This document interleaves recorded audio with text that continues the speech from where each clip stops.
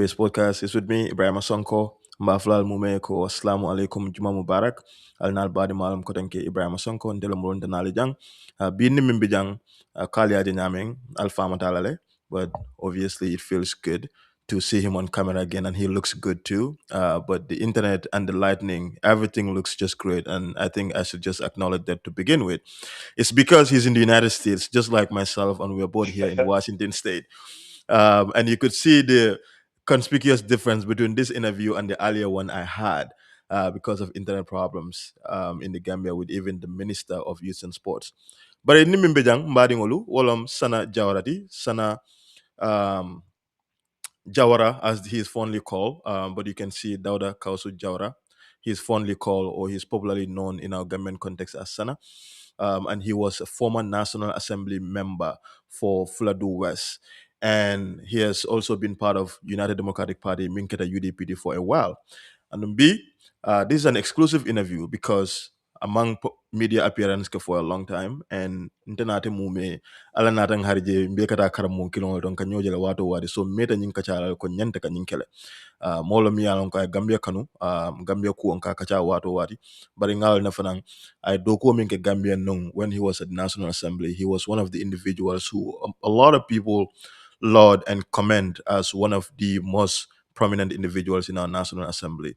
In fact, we'll come to learn some of the revelations during his time at the National Assembly. And Milkenung, things that we've come to learn through National Assembly internal operations, not a Kalamuda through him, but also, and most importantly, which I think most people are interested to be here for, is the fact that he left the Gambia, Purukanana, United States, even when he was the National Assembly member pro ala community abota daming. Wode anin ku jama bimbobe kachalale anin political mbe dending coalitional kachal mekering UDP abota daminto ala party and then NPP and Mama Kande Fanna Jono NPP, all of those things and more. Obe mukula mi alan ko bi ning ala sonta mbe dunno mu ko na len sabe fringale to understand a lot of sanamu jumalati and ala doko fanang and why certain things happened the way they did. So without wasting any more time, Sana, mafule ko bismillah, any more senor kontong, welcome to the show. Ibrahim, Baraka Bake. Baraka, I'm content back, to have this interview with you. Yeah, for Javin, it's been years. Man appear on any online TV or media interview. And Danila Kendo Leba Koma. Another day, Nin Dokula, both in the Gambia and in Jang, Yolong Fe, Koimani Kolka for Jamin. Sometimes also in Junganya Bukadanola. So they felt like it's necessary for me to be working in the background. But day-to-day Gambia political incumbent WJ as nake Tanya to sign promoted. So what happened? This is the first time summer sort of off since for the past 4 years, and so I thought, okay, it's good time for me to come in to play some role of some sort in a political corner. Second one, in Bangkok. Thank you very much, Sana. I think it will be prudent purunga dati. Obviously, Moli Elone, I fell lose the Sana for a second. Are you okay? Good. I got somebody called me, and I tried to plug. I know. I told him about Jibe Kang Dukare. I'll call all to Jedom and Link the wrong side and said no kacha kono ngal man. I'm not trying to block all these calls, but for some reason, I know, no, they don't. With technology. No, they don't stop. So when they do, just come back on. But yes, cool. So I think Moli along now, it will also be helpful for you to tell people who you are. So by way of introduction, I think we should begin from there. Describe your formative years, family, schooling, social realities that shape your worldview growing up. Okay, so that's another. It massive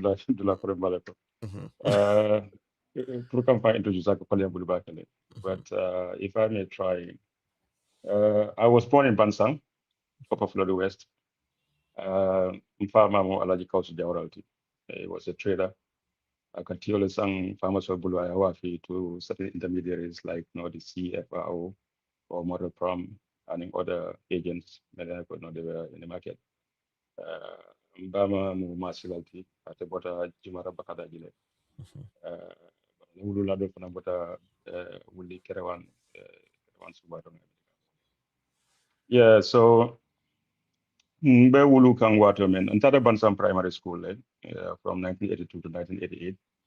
Ngana common entrance to wato men antata nara that St. Augustine's High School from 88 to 93. Um, so like I said, mbe wulu kan wato men na mfama be business okono. But my uncle Sadauda was serving his first term as president of the Republic of the Gambia. Nganmirante wuluta some the following or subsequent years.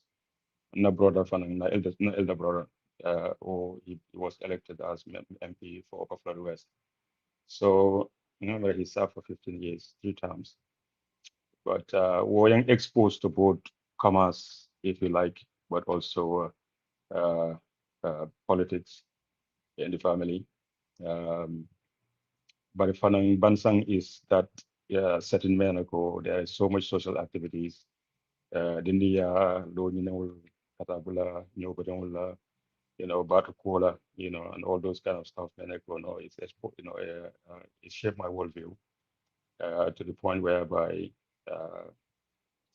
in Savako, I bolonkono kulwodina, but I combo fanang kulwodina. Because when I lived with my brother in Cape Point, he was still serving as the MP for the constituency. But in Mitakan Karamoto, I can write very well. My handwriting was very nice. So Kabra was shoot a jailung killing okay, no problem. So every time I had a parliamentary questions, Safi, a cardinal no, a piece of paper no, and a pen note for me to revise it for him. So that exposed me to kind of like the parliamentary language, even though I didn't understand most of the concepts. But for 1992, when he was defeated by Babon Fati. But that exposed me to politics. And after the, Sadar Fernando government was overthrown, and the formative years of the UDP, I was exposed to those interactions within the family. So that formed sort of my formative years. Yeah. So, how did I guess this is a fast track, but I think it's important so that we don't spend too much time on the introductory bit. But how did UDP come about? I know you did mention UDP was just coming into play in those days in the statement that you just gave. But how did UDP come to being a party that you sort of associate with or identify with? How did that come about? Yeah. So like I said, my family played a key role in forming the UDP because Keba Jawara was part of the PPP team who who I think they initiated or somehow I don't know the details, but for some reason when the PPP, NCP, and GPP and other parties were banned by a decree by the FPRC at the time. So Keba Jawara was part of the team, including Lamin Desane Farmer, Jalosane, including Keba Tamba Jamenyol, the boy farmer, and so many other people. Many could they engage NCP, Kevin Jamenyol, MLK Sananyol, and other people, and also GPP, which is Mbemba Tabedunyol, Amadou Koranyol, to come together and form a new party. So Beka and Waterman Tebedu Koke and Bansang with ITC on a contract. But I was very much exposed to that, proceedings to the point when UDP was formed and was eventually formed, and then they went to look for a leader. Understanding to the first person they approached was Dr. Marina, Cherno Marina Farmer, but he didn't accept the He responsibility. declined. Hmm. Yeah. Then they went to Malami Sonko of Action Aid, of equally declined. And then I think Hussein was the third person. Or Wajuara was also in the picture, but they think he didn't have the temperament to lead the party, He's to too, kind of, he's too yeah, radical, yeah, huh? yeah, yeah, yeah, yeah. So Madam Foya definitely approached the Banfema approach, but I think he was part of the equation. But eventually they approached Usenu. And I remember we were still in Bansang, in Lasana Dabonyol. Useno came to Bansang for consultations with the family. And so when he eventually accepted, for us, it was a continuation of the PPP kind of like legacy, Mm-hmm. you know. So we just found ourselves, in the midst of it.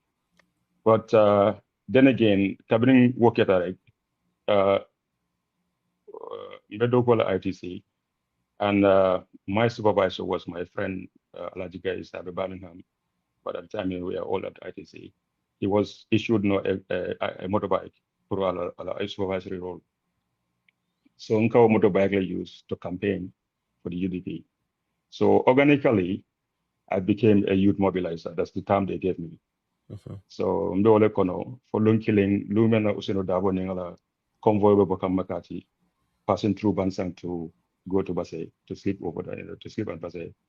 Nga receive from the bridge at Sankolepunda and through Bansang and to towards Bantento. The Muruka Nawari Mena police were after the Molo. So Wow. they had instructions to seize the motorbike. So luckily I was able to get to camp because I'm still in the camp in Alajigai. We went to the camp and the police they came into the camp. What it's a motorbicycle I mean, I am what use was a wrong motorbicycle. And that motorbike was the registration plate is ITC 108TA. They saw ITC 109TA and they said, okay, that's the one. So they just impounded that motorbike and took it to Banjul headquarters. So to cut long story short, this sort of like exposed me to, you know, front line politics all the way through the elections. And then after the elections, I decided to back to K Point to my base. But Gabriel Tarajevan and I went to work with Sam Silla, who was at the time the national president of the UDP. So when I exposed to the national level politics of the party. So I'm only going to time or an uncle was any uncle.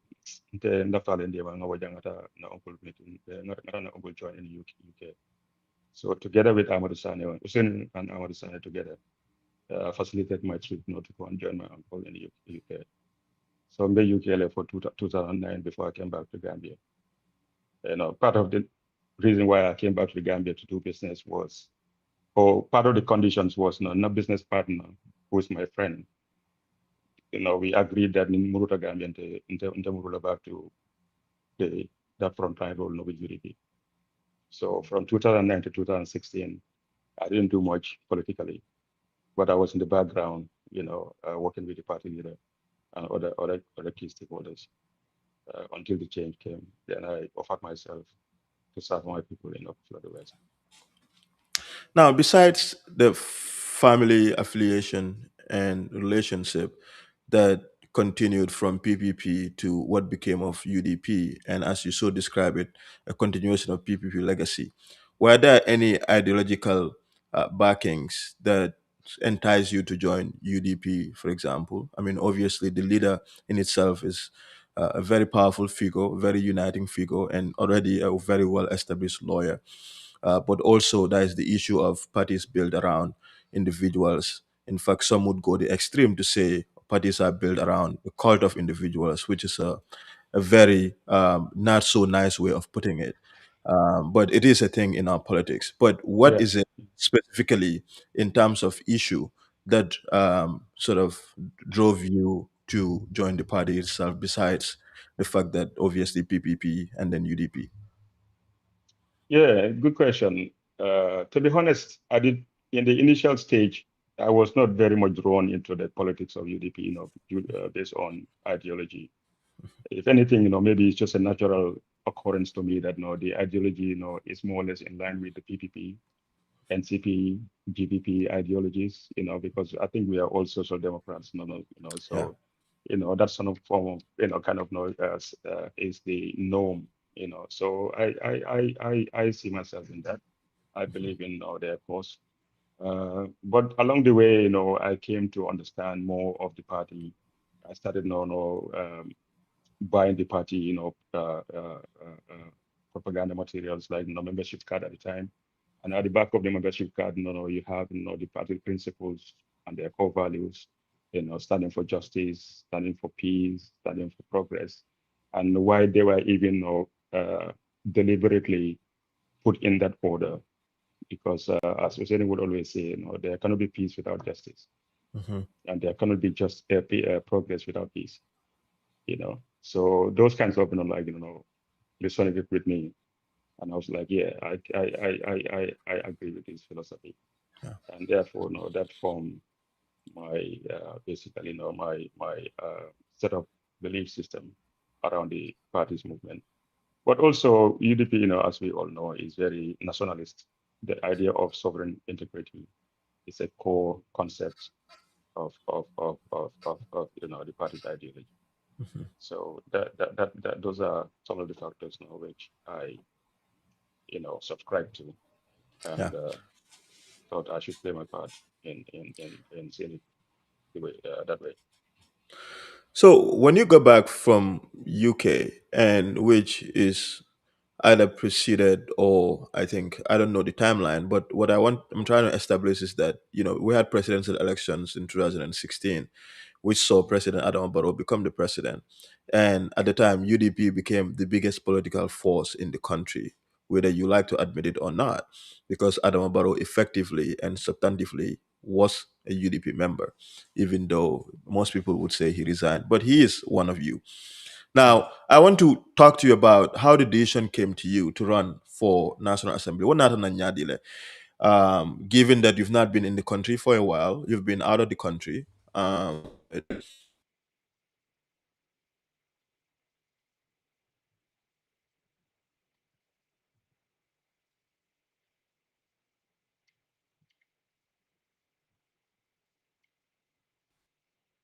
Please have important conversation. I You're beg, stop frozen. calling You're Sana. frozen. Yeah. Yes, they're calling you. I'm sure. Unko Eko, yeah, stop ke kumandi. Mhm. I know. Maybe they're not aware of this interview, so maybe I don't Yeah, but yeah. So talk to us about that. How did the decision come about to run for National Assembly office in the Gambia? know. Okay, so to go back a little bit now, coming here from Yaming, when I came back from the UK in 2009, I lived in Yarambamba uh, until Mbotagambia. Uh, so 2009 to 2016, I lived together with Adamaboro in the same neighborhood, just a throw away from each other. But in Manyolong, Malong Fankombe particularly, in fact, fairly so, they were in the forefront.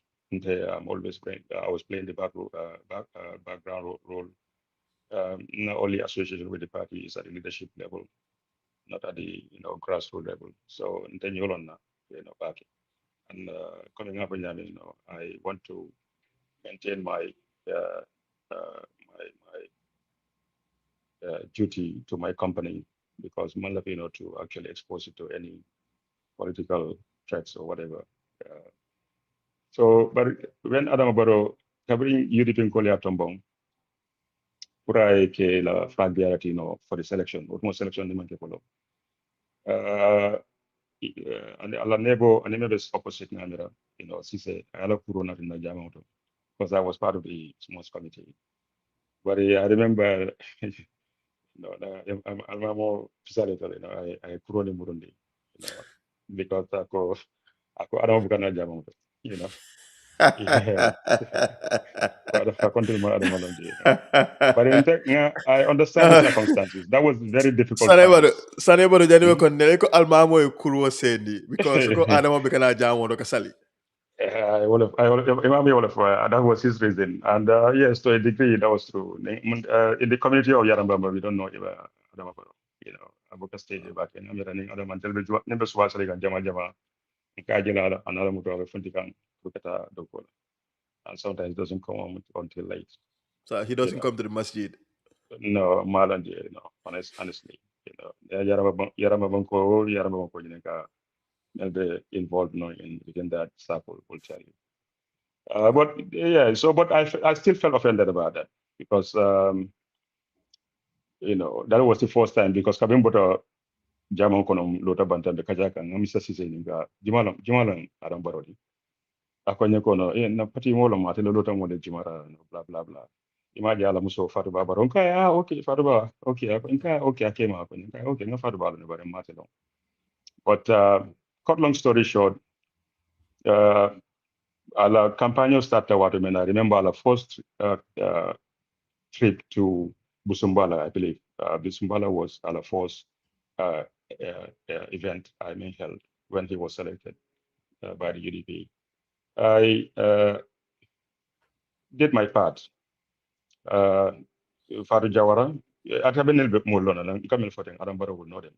Fadu Jawara will know them, you know. Fadu Jawara, Fadu Davo, Satubanja, they were all part of that movement, you know, Puka Aram Funtile Welcome Pumorialo. So they would come to me, you know, to sponsor them, you know, with either hiring a vehicle or either or Purkela motor fuel, or maybe they want to buy T-shirts or stuff like that. To the point one day, Fatuba came to passed by my house and stopped by and said, "No, thank you. I'm going to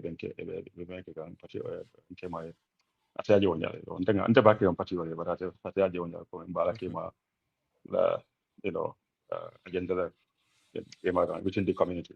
Yeah. So you know, so when Kulbitakan, you know, I heard the rumor ko ndefanan tobe in the list. Ya remember yan told Safiele, you know, ya san bi menin kacha mena ku jama sona da mo jama nyinata the climate, the political climate at the time. Yes. They also believe that Yajame used to you know, people were writing names of people make a barrel support, you know, because if Yajame won, they might deal with us. So I was part of that list. So it became part of political, but also personal that no, we want to see that this Adambaro winter. So we did everything we can. Alhamdulillah, Kabra winter. Panang wo mbesirin regno nina nebo opposite nebo no Mr. Jalan Kachaka. So I was telling him ideas about this transitional government. They need all the support they can get because it's going to be a very difficult transition, and they need now the right people to be involved to accompany them. So na kacha kono no Mr. Jalo konyo kono ite phone no you in particular ite phone the lola. Ina Wow. tatala you know ila tundo ka yelo no you know ila mol south and also accompany this government transition program justice program. So na mira la overnight you know okay na mira call nga fai akonyo ko no problem ni man sayara fanang because the kaji wanyala ni man sayara Uh, fanang aballa family kono le. So I don't think it's anything uh, uh, that should be a problem. did it matter So to you at the time that even when, say, you were not living in Fladu Upper West, then did it matter to oh you at yeah, all? it was a big factor because it Yeah, was one of my biggest challenges. The people in Upper Fulladu West, because about Bansa 1998, like, that's a people long don't know time. me. Yeah. Yeah, so one man long back, you know. So when I even came back, you know, they were like, "Nah, it's a monkey jamot, you know. This guy cannot represent us." You know, yeah. Like, Mhm. so, but Kebali and London, you know. So Asan Jalo, another family, another Caribou, you know, Walia family, Walia history in London, Walia know who was and everything. And in Nakora Balbe, Dabo Kunda, Jallo Kunda, Jobate Kunda, Sise Kunda, Sane Kunda, Jawara Kunda, Ulbe, Walialan, who am I and who my dad was, who my mom was. Yeah, so, but men not gonna work in the Kabentata Sadawaya, Puruna Kacha, Kalininka, advice. So, another for yeah. I never thought in my lifetime, the more from the family who would want to take this political Yes, and line. Yeah, but aduatanye ninna alpha min tata nyola no to monjawara anata wo ki kuseno kan akay ko abe nkara faran kuseno la atita dami kuseno bije. So that was the basis. But Useno, as you know him, is a Democrat. He didn't actually put his neck out there for me because I was competing with many people for the role.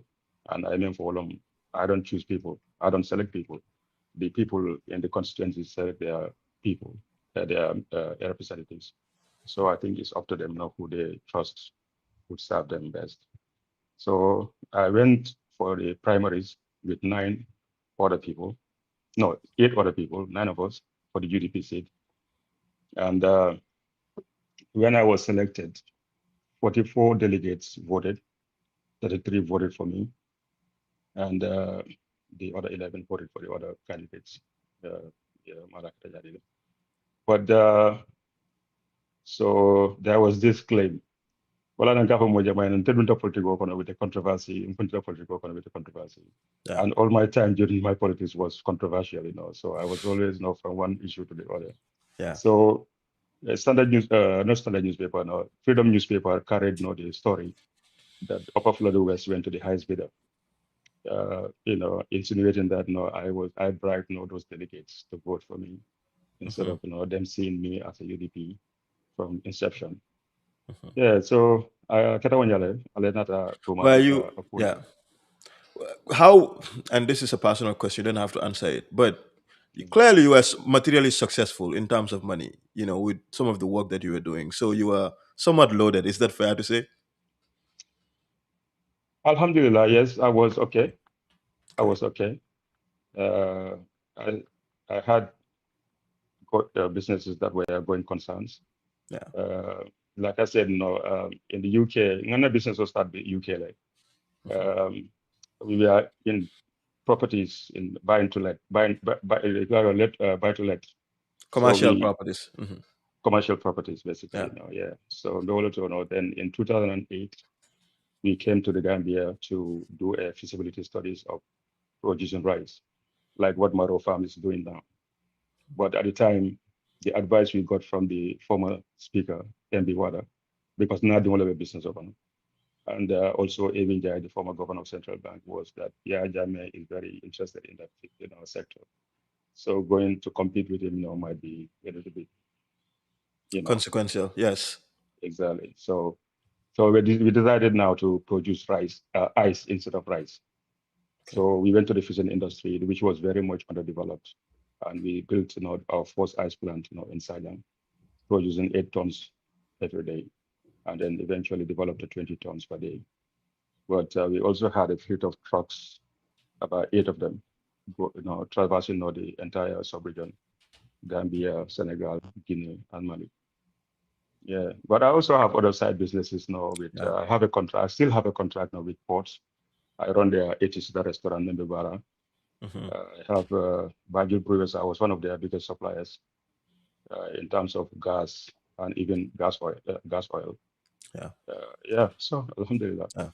The reason I'm asking you that specifically is not to put you or your resources out there, is to bring to light the recurrence of, just if you have certain semblance or level of success, molosa for dum politico kono in the Gambia, and you weighed it against whether financially you're good enough to get into politics without being susceptible to bribes or even corruption.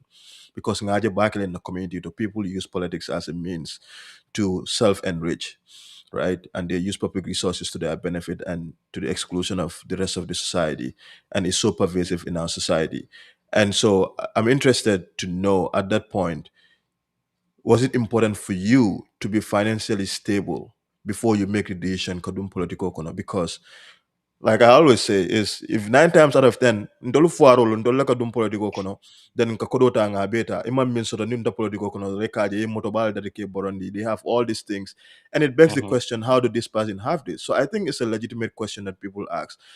But what was the importance of personal success for you in terms of material success, in terms of business that you had, in terms of also having a life that you could have otherwise continued to have even without getting into politics? How important was that for you? Very important, but not determinant factor for me. Okay. Kodo ntebe no business owner be kodo coming before thing. I was not happy, to be honest with you. Yeah. Businessmen, will tell you, the more money you make, the more you are stressed because Yeah. you want more. You want more. You're always driven by, more greed and greed and greed. So I had all these things now, but there's nothing that is equivalent to duty. Yeah. There's so much honor in it that you know uh, the feeling is something else for those who are born with that passion. Yeah. So for me, serving in any capacity for my country was worth not relinquishing all those duties, sort of in my business interests. Mhm. Sold some of my businesses, maintained some, not just because not staff lead them. And I'm like, I just want to serve, to be honest. And I'm not driven by money, and I'm not driven by those power and privileges, yeah, long, yeah. But in any position or that the public trusts you to man, that's where you can show what you can do for country. Yeah, And so that was my driving force. That yeah, was my ecstasy, if you like. That's why I get no satisfaction from, yeah. seeing that I'm serving people and they appreciate it. Not everybody will, but as long as the a good number of the people appreciate it, it's worth living So for.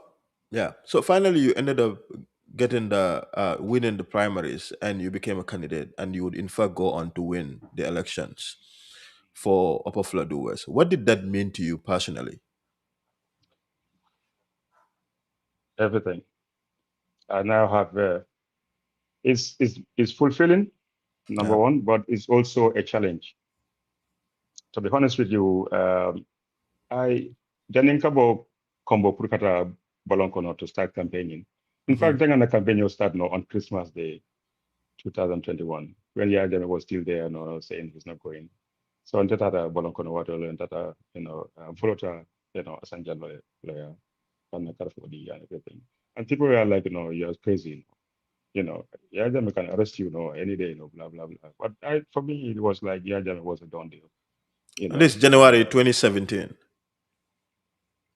no, this, so, yeah, yeah. So it's Yes. after the So 20, election, after the election, so 2016, going to 2017. 2016 Yes. December, yes, Yes. yeah. Yes. So, Okay.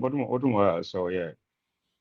But to your question, the feeling was fulfilling, but it was scary too. I was going to that parliament. I heard from the grapevine score, the Nyang Jais, the Master Jais, the Ismaila files. We are interested, in running for Mohamed Doi or certain political parties at the time. So I thought, okay, these are the kind of, caliber of people I'm going to meet there. And The parliament. therefore, Mm-hmm. those are people I used to look up to and learn from. And so I thought, okay, I'm not going to spark mostly, but I'm going to learn from these people, work with them and trying to effect change that we all yearn for. Yeah. But I'm not, I'm not, but uh, trying to diminish the caliber of people that were Mm-hmm. there. There people trust them enough to bring them to the House of Representatives. So therefore, they all merited. However, the challenges were so profound that I think we all can come to the conclusion for it all didn't go well. Yeah. When you got there, I describe Molière. What was the political environment like? In the sense that obviously you went there, even though you've intimated that it was not the expected quality of people that you had expected to see, but your party that you came from still had majority in the house, and you also had other parties who are also represented, and you also had independent representation as well. But what was the political environment like when you got there? What did you see, and what was your understanding of? Was it like, ooh, Jamedulale? Oh, you are like, nah, I I give up. This is not gonna work. The kind of quality of folks I'm seeing here from the parties, what are the sort of things that you were hearing? But really, from the political environment, what were you seeing when you got there? So the climate was mixed. Okay. There was some elements of politics in it, which is natural. You know, Mhm. I mean, it's a the House political of house. Representatives, is a Yes. political house. Is a reflection of the divergent views across the country. But sometimes it's geared towards collective aspirations of the people. Hmm. I don't try to nyata ntel bebe uniform wol dunda no ntel be UDP na right or yellow Ah. ntel be do in whatever color. So it would be very political, Hmm. obviously. But we try to uh, put politics at the back in the back burner and put what actual agenda the government has, over the span of the next 5 years to push.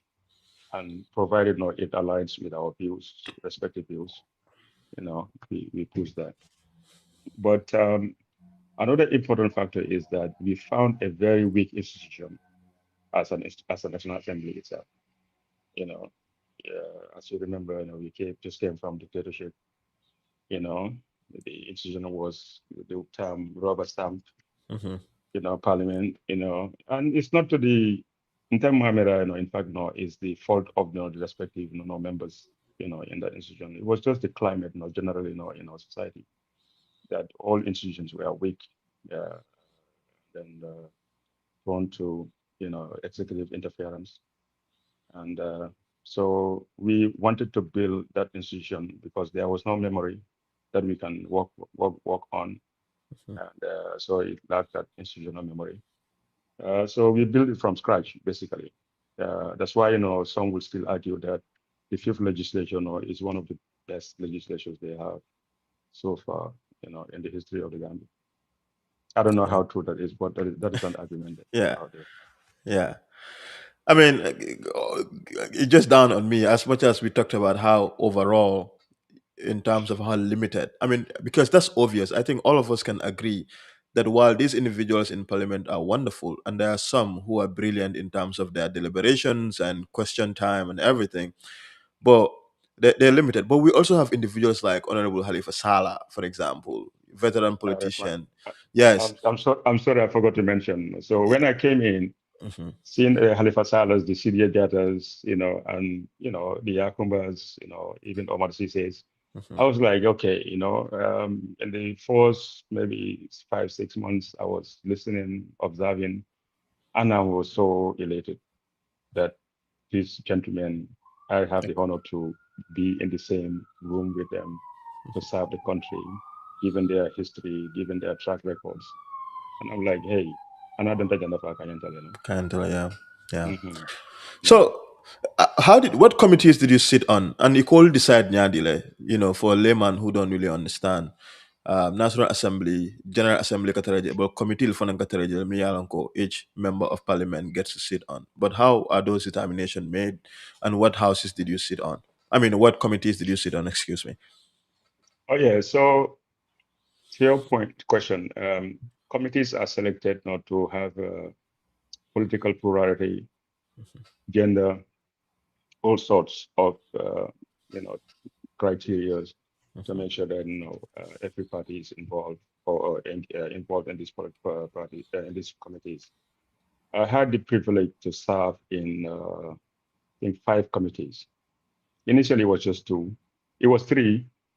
Then one of them I relinquished my duties to them because I was so engaged with the others. But the first committee is the standing committee on defense and security, Okay. where I had the honor, the singular honor, to serve as the first rapporteur to a chairman in the caliber of MLK Sani and vice chairman Khalifa Salah. Oh, that's powerful. I'm like, okay, Yeah. what more can I ask for? Yes. So I also serve as vice chairman in the select committee on tourism, youth and sports. Alaji Estabo served as my chairman, Yes, another and amazing person. he was more a youth and sports guy.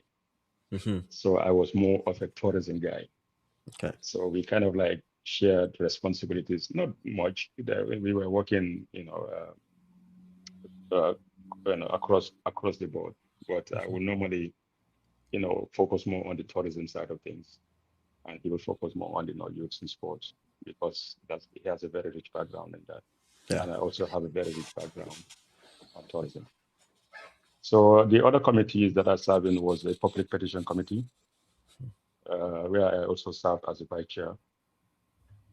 So the committee in coming for on duties relinquishment, which in fact is very important because it's a Mhm. committee, select committee on health, women, children, refugees and humanitarian relief. Very important committee. But for some reason, I took a back seat, from those committee functions. And our chairman is Usman Silla of DOI. And the other committee that I served, which was a special select committee, is an ad hoc committee, not just to serve a purpose, was the COVID, during the COVID period, Mhm. the special committee, to see the, COVID response by the government. I was also vice chair and Alajimbo was my chairman in that committee to see through the government's implementation of these pandemic responses. And that was the time, if you remember, and I came back, I, you know, made a claim at the time, it was viewed as uh, political. Yeah. But after touring the country, seeing firsthand some of the, mismanagement of funds, some of the claims, these several these government sectors that were, responsible to in the implementation of these regulations, like the Ministry of Justice, Ministry of Finance, Ministry of Health, Trade, Ministry of Interior, Ministry of Local Government. Yeah, I think those are the key sectors. They were handling the entire response in terms of financing, in terms of justice is the custodian of the regulations, but health also key player in it. But I saw so many problems that I came to the end to conclude that government is mismanaging the government COVID funds. And I'm happy to say when the National Audit Office report came out, and confirmed that $148 million is nowhere mismanaged. I was like, okay, this is what I was talking about. Maybe I don't have the concrete evidence to prove this, but I have an idea that something is going wrong. But even not that, the health minister, when he was newly appointed, he did come to parliament to tell us that there are so many mismanagement through procurements and other other Loopholes. loopholes. Yeah, Better bloody.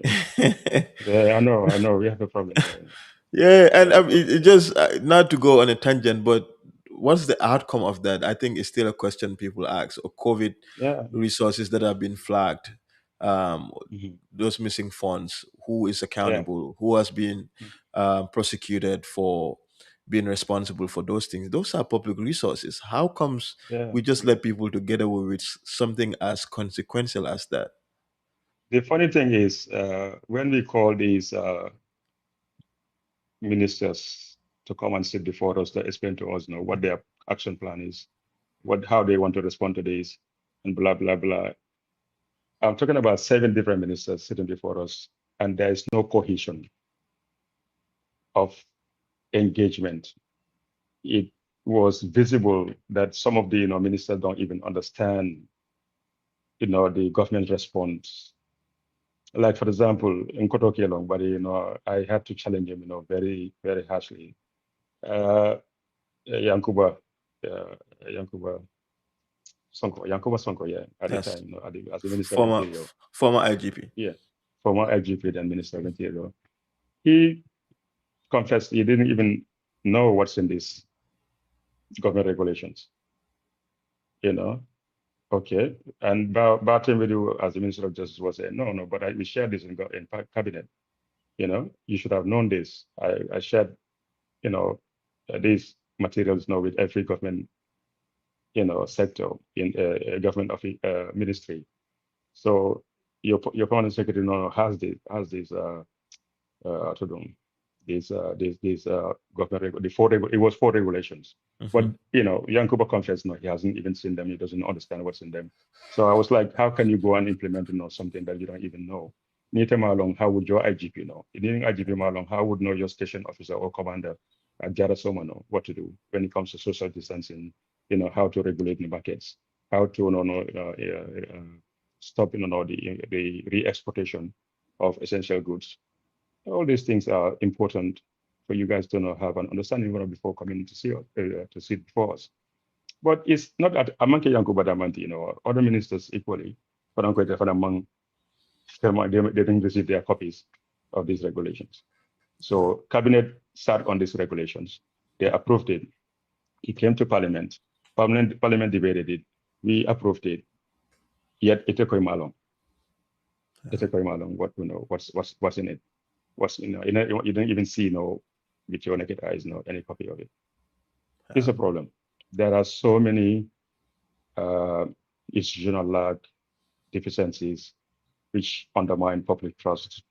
And as you, it is partner of public policy, we go to the same school, studying public policy and governance. If any policy government, you know, uh, may implement, if people don't understand it, they don't trust it. If Yeah. people don't trust it, no, it's not effective. And then the outcome will always be poor. But yeah, there was a lack of cohesion between the sectors. There was widespread, procurement non-compliances. There was unaddressed, retired impress and accounts. And like I said, the Auditor General exonerated us for making that Yeah. claim. So it was not based on politics. Yeah.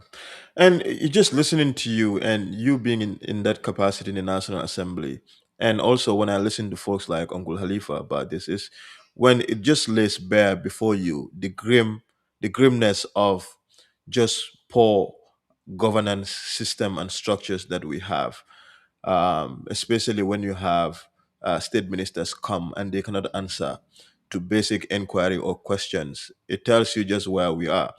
I mean, the state is supposed to operate in a tripartite system: National Assembly, judiciary, and then the executive. And then the National Assembly plays such an important role in terms of oversight accountability. But how can you do that if you cannot even find answers? And you cannot also, by yourself, prosecute the executive because you are a core arm of government. But I also figured the National Assembly has a duty to legislate, and also to some extent litigate some of these lapses that we have in our system. That way they don't happen again. But I say that to ask you specifically in hindsight, during your duration there, without specifically talking about when you left, if you look back, were there anything specifically you look back on and tell yourself you could have done this better? You could have put together a bill, for example, or maybe there was some committee somewhere that you looking back, you said I could have done this better. Were there anything at all looking back today that you can tell yourself that if I had to do anything different, this is exactly what it would be? Oh yeah, many things. Yalong, we have to be realistic. You know, myself and many others, we came there as novices. We had the right heart and intentions, but most of us were inexperienced, with governance and everything. So looking back, what I know, if I had known then what I know now, I would definitely do almost everything not differently and more, and push and push. Like for example, I had two bills which I wanted to introduce to the National Assembly. One was, the Public Order Act, Amendment Bill. Assis Bensouda, Salutal, and Alma Ital helped me formulate that bill. Assis played a key role, a leading role in that. That bill plus the hate speech bill, which I drew inspiration from the UK. The hate speech.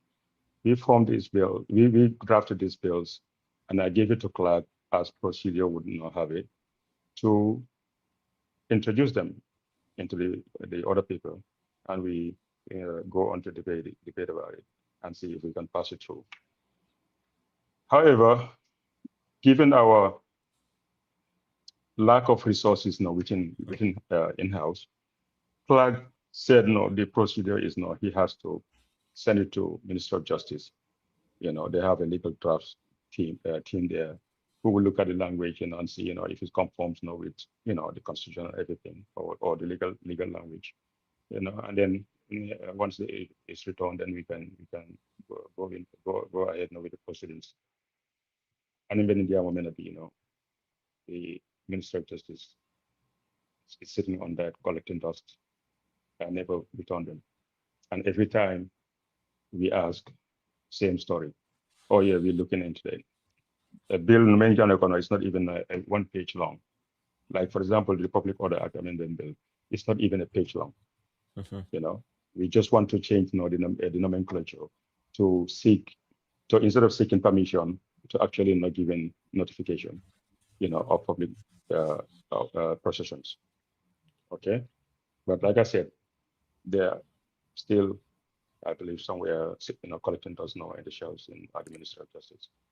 So looking back on that, I would have pushed more if I had known then what I know now. I would have pushed more on to see those, things come true.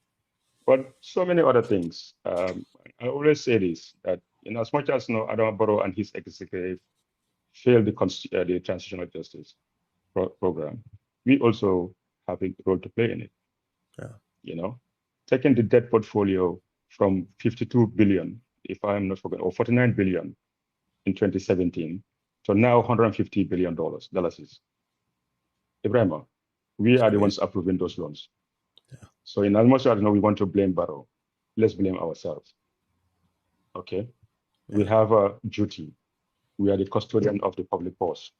Nimma Ming approved. Nimbaroya spend is unconstitutional, it's violation, and it can be impeached. But because of our political differences, our lack of seeing, the collective interest, we agree things to just like and using numbers, So, Abraham, to be honest with you, I was so frustrated in the house. I couldn't wait to leave. Billahi wa Wow. ta'ala. I was so frustrated, you know. At party level, though, what would you say were the caucus's priorities, for example? Because a lot of people levy criticisms at your party then that they had the majority, and some of their force order of business was not particularly for Gambians, was how to change the age limit for the requirement for presidency, for example, and other things that are peripheral to some of the much needed imperative reforms that were meant to happen legally and also institutionally. But at the Mhm. time, what was your understanding when you came in? Like, what was the caucus's priorities as a majority in the House, or where there were no conversations as to, like you being a representative of that party, were there internal conversations to say that, look, this is our priority, this is the direction we want to take? Like, those things take place at all? Ibrahim, Yalong, political culture is one that it has a lot, left to be desired.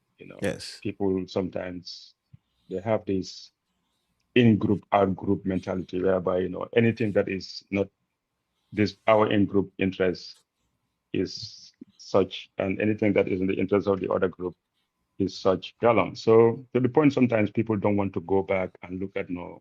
history, Mm-hmm. read history, not history, per se, but intellectual history. You go to, online now. We have the privilege of going back to records to see, the debates and everything like that. Um, but we don't. We still go with these narratives because it's just like creating an echo chamber. When we came into parliament in 2017, to be honest, even though we had a solid 31 MPs, you cannot see it. Our discourse, our debates, our news about.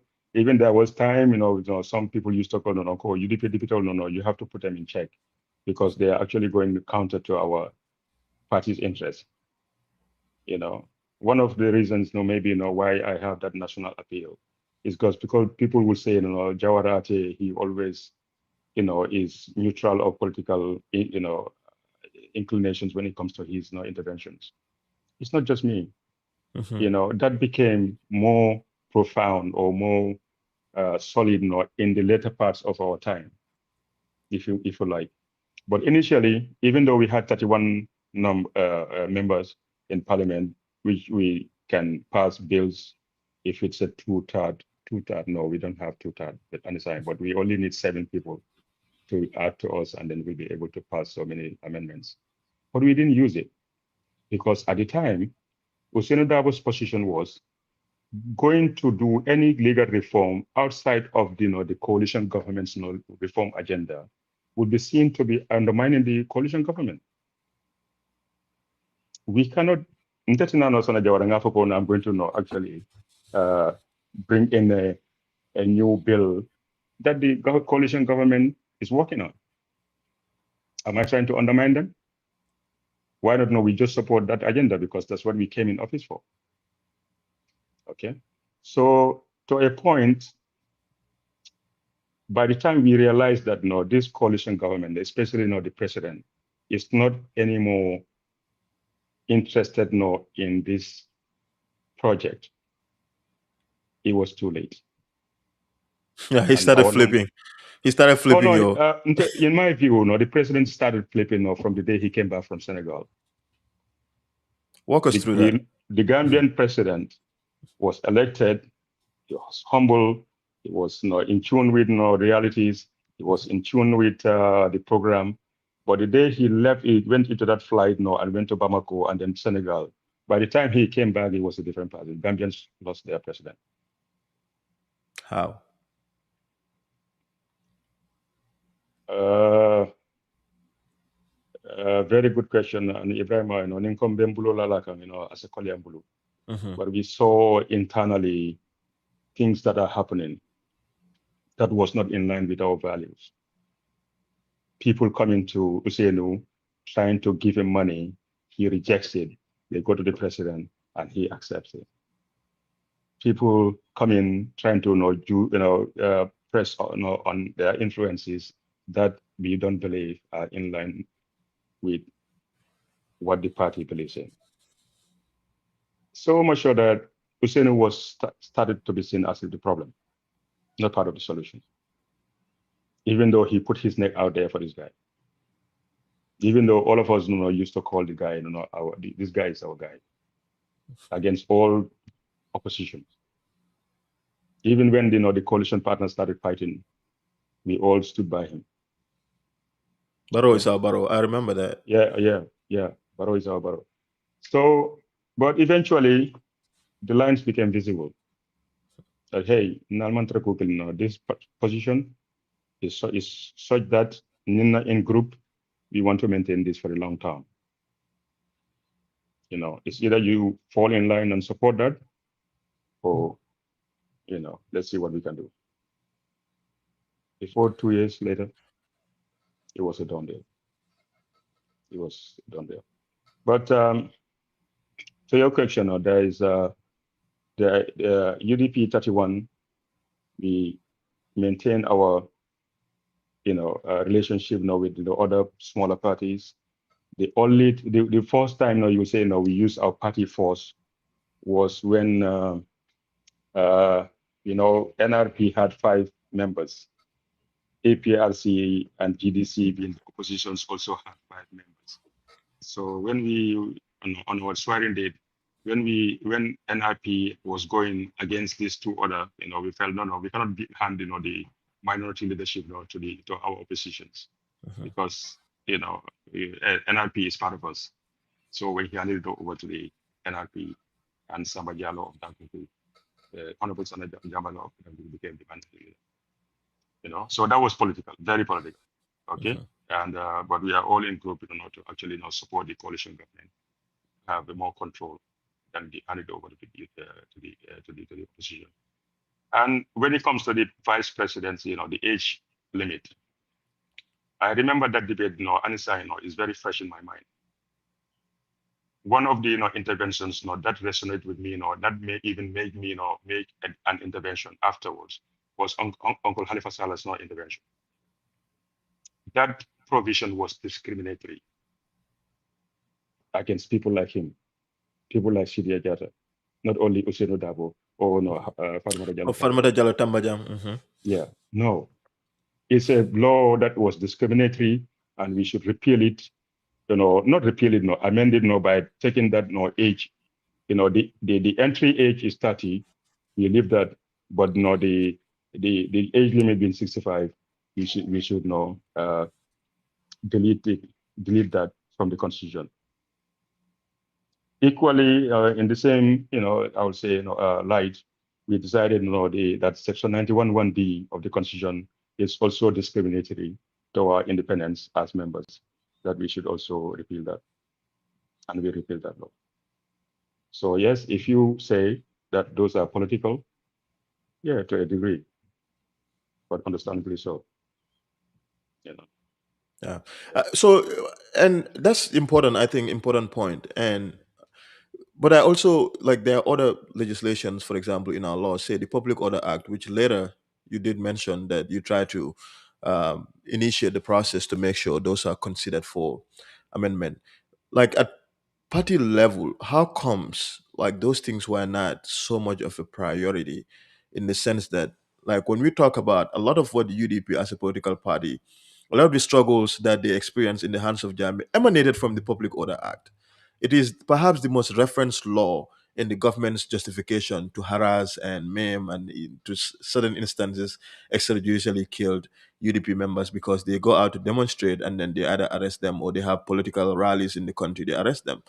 And so it begs the question, how is it possible that as a party, as much as all the things are discriminatory, all the laws are discriminatory, as a party, how comes that is not a single priority to make sure we change that?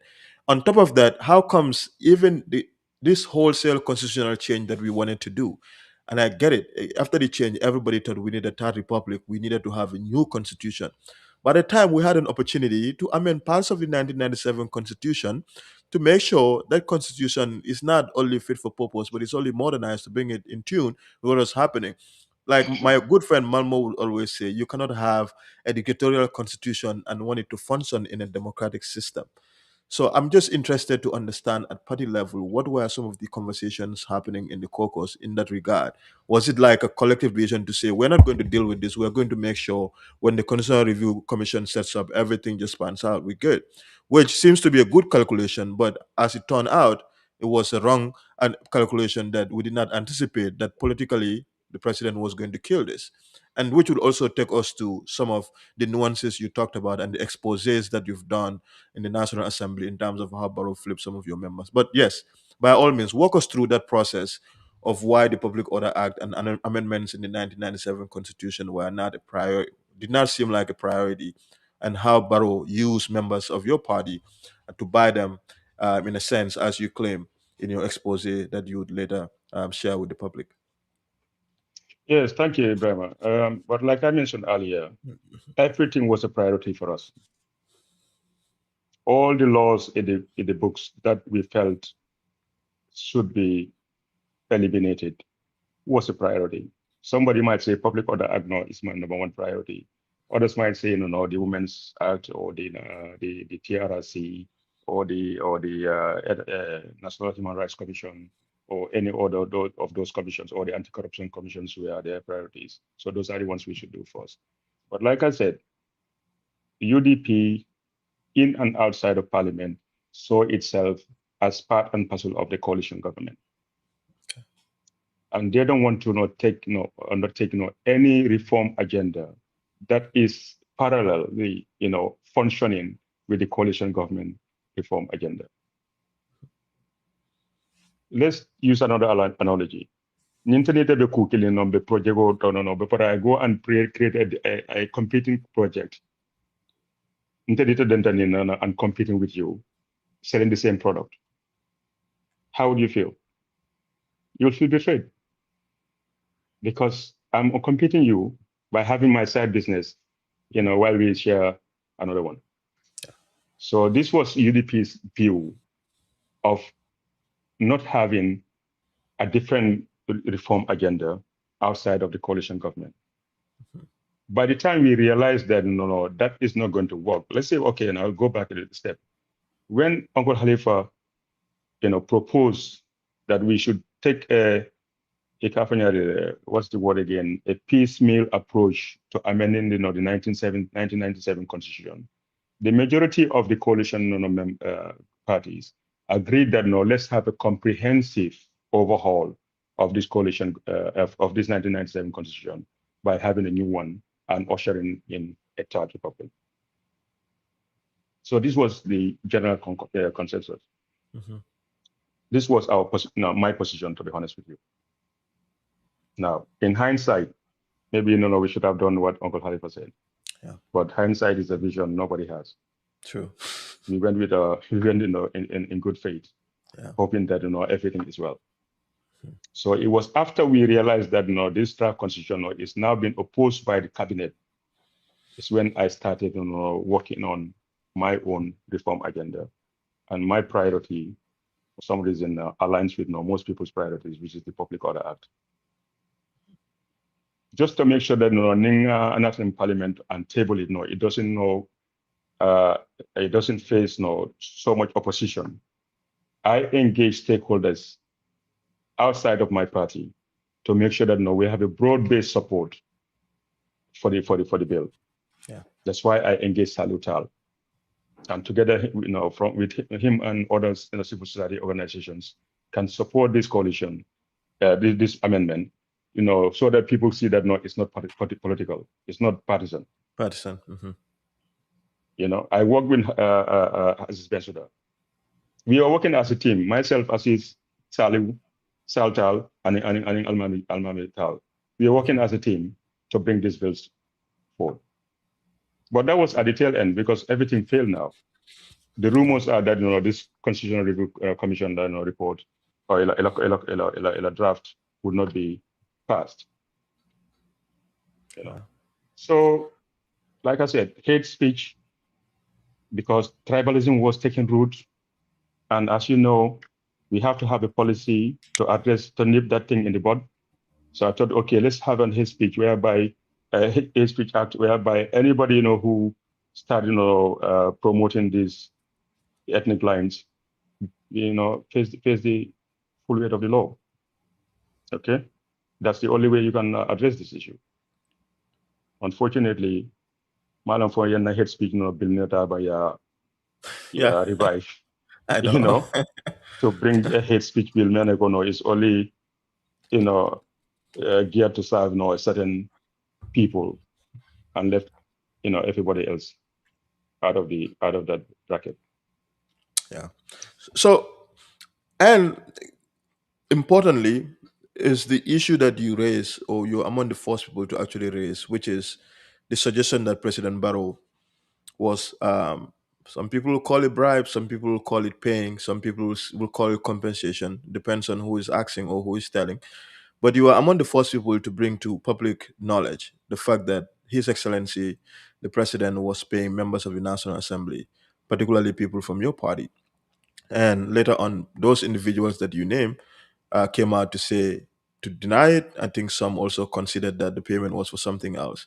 But to lay credence to the argument that you've been making in terms of how the president was maneuvering politically to have people on his side, knowing fully well how problematic it would be for him if he continued to have 31 UDP MPs against him, which at the time he doesn't have any representation besides the 5 people that he nominates. How did that come about, and how did you discover that? Yeah, so that is not a suggestion. It's not an accusation. It's now a fact. Okay, It's a fact. It was a fact, and it's now being established as irrefutable fact because the as president came out and said, "Yes, I was bribing these people. Madam Kosamuza is my witness." as a result. Mhm. Well, nim president lo la ko tonya mbe president nka digital bribe no $10,000 each. Madam Kosamuza is my witness because maybe I never facilitate ka. Mhm. So that's no longer an accusation. That's an established fact. The accused now is actually confessing that yes, this guy accused me now of corruption and bribery, but he's telling the truth.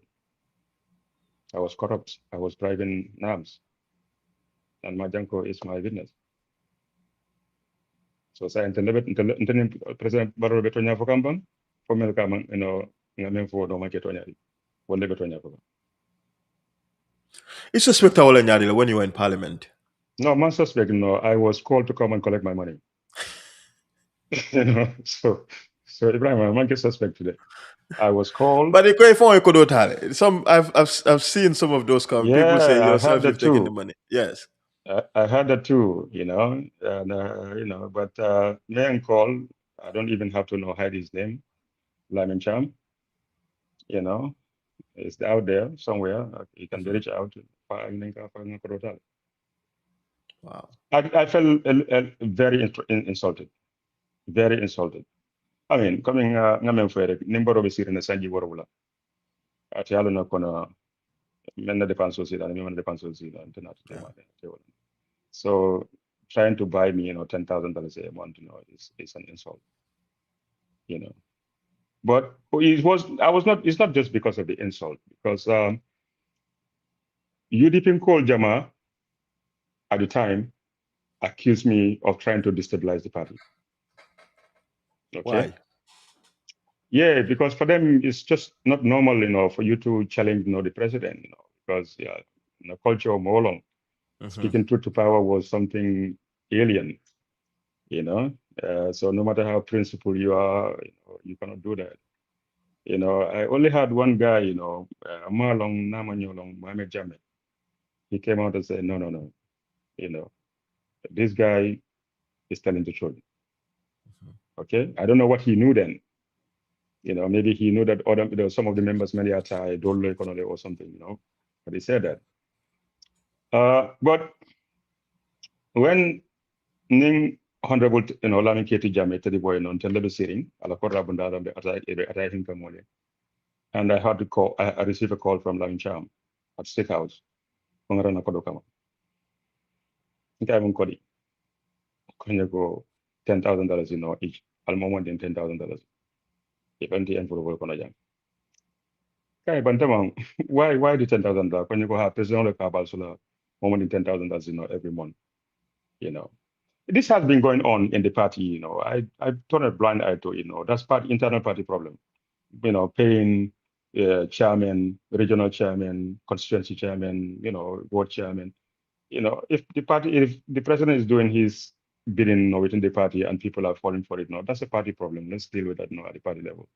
But when you are emboldened, to undermine the, credibility of the institution that I belong, that's the National Assembly, you have a problem with me because I cannot be part of that body, knowing for a fact that some of my colleagues are sold and go there to want to show show sign of like we are working, we are debating, we are here for the national interest.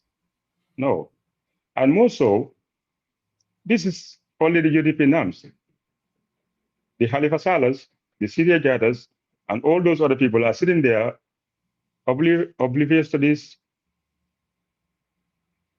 incidents. Why do you think he was only paying UDP NAMs though?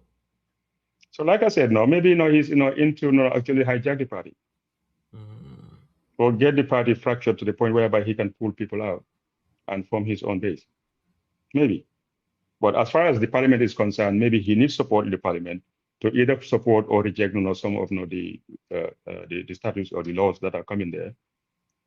So he felt, I have to buy these people. But Listen. Menketa, Kabin Lami Mhm. champion call, sorry. Go ahead. No, And you could go ahead. Mhm. yeah, so I went home. I was disturbed. I called few people, including Alaji S. Dabo, Kajininka Fabata Ninkalamaba, Kaya Amoyle Baram, Imate call. But he not calling ke ngalon ko doliatale because in fact Lamin Cham Yafonya ko dolia ko totale already.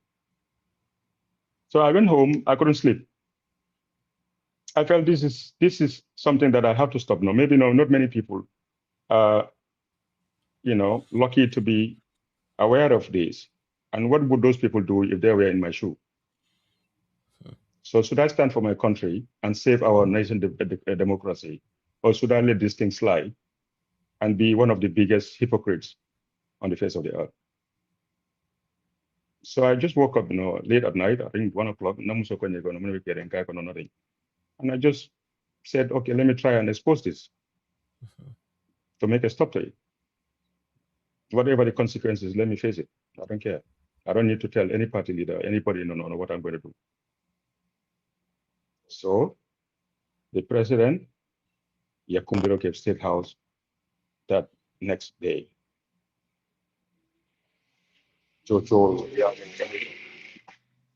And I think Agiyam Sega was repeating this, in one of our interview recently, with Africa TV. And when they got there, the president threatened to instruct the IGP to arrest me and put me in jail.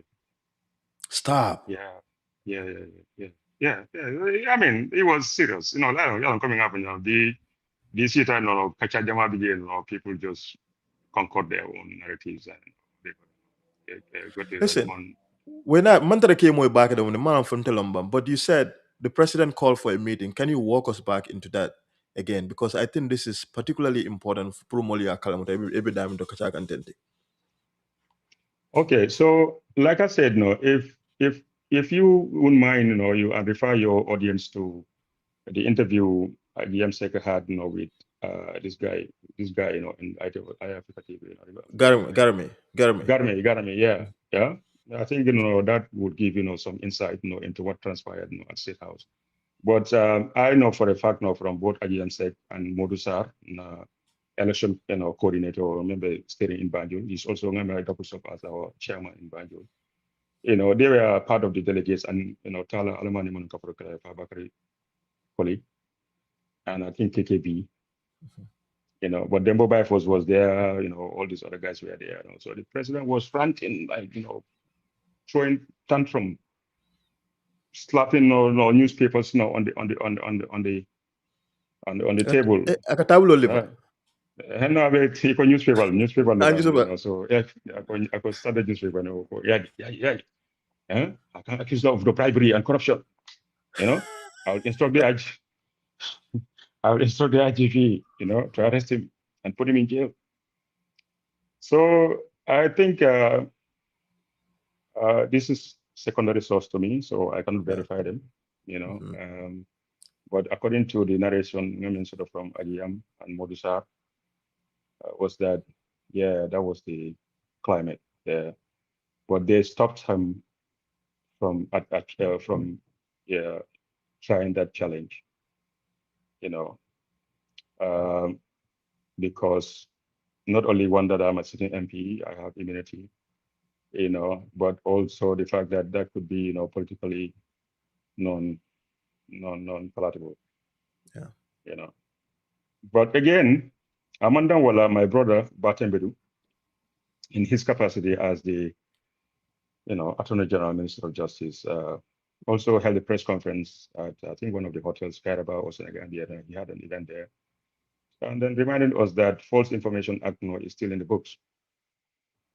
And just because that is not being used since this government came in, doesn't mean that they wouldn't mind to use it now if need be, if necessary. Yeah.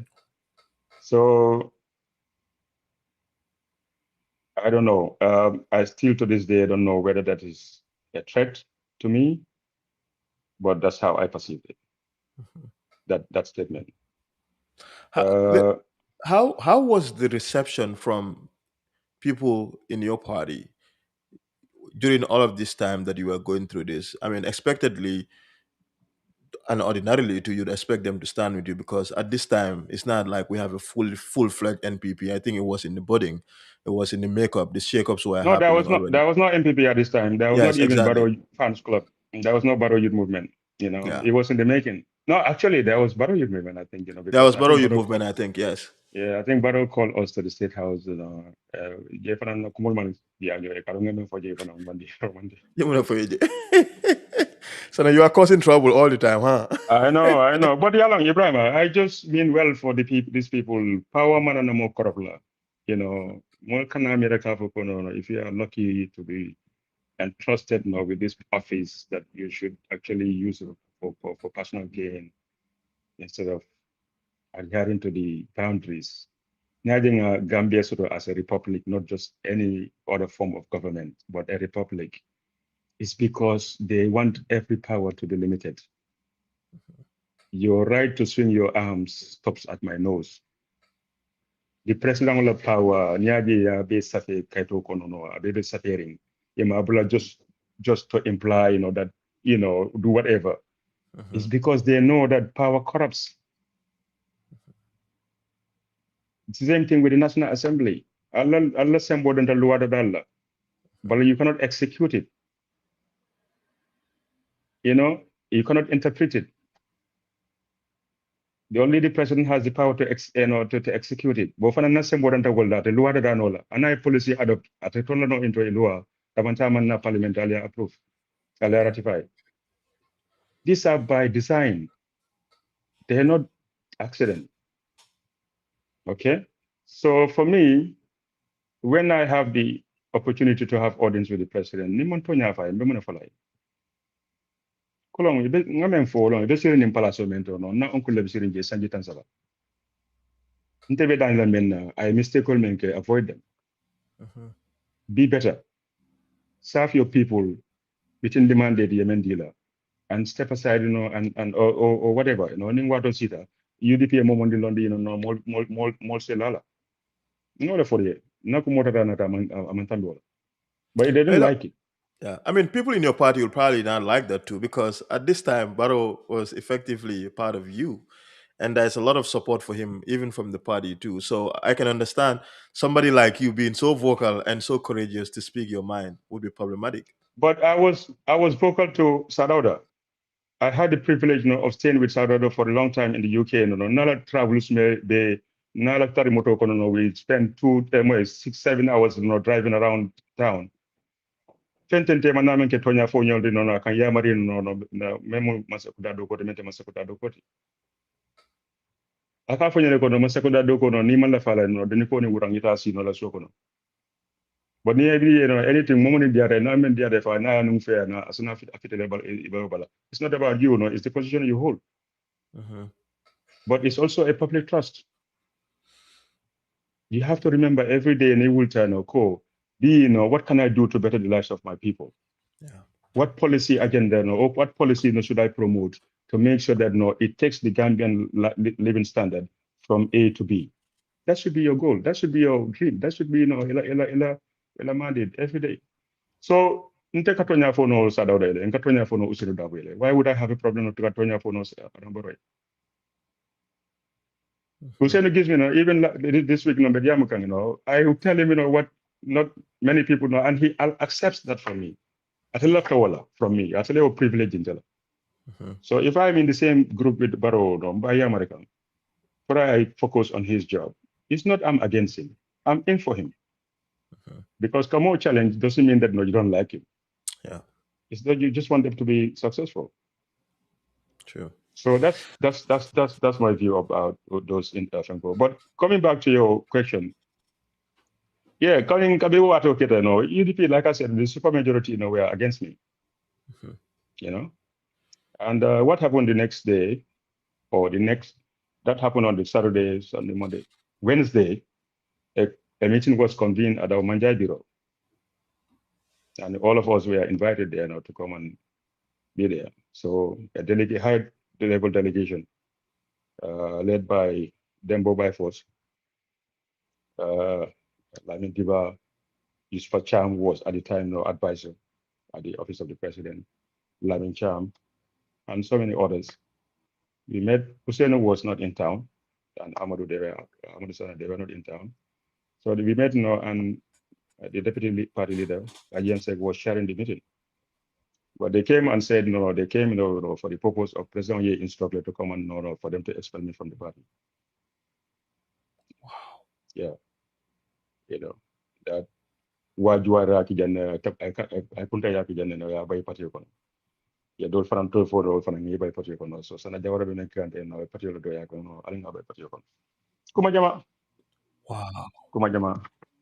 Yeah, so Bilong was Kadia, because in hindsight now you have that full Benefit of hindsight. Benefit of hindsight. Yeah, but so I was just laughing, because everybody who spoke there, they were like, yeah, I think so. This guy, if you told me to me, because I don't tell the Facebook post into Monday talking, Sunday newspaper the people to survey and when they are received, so they were furious with me, but in terms of look, I think you're directing your anger and frustration to the wrong person. I think I'm long from the phone call was that some of your members have collected their money, but I don't know who is now. So I cannot draw that conclusion called Mr. X or Y or Z.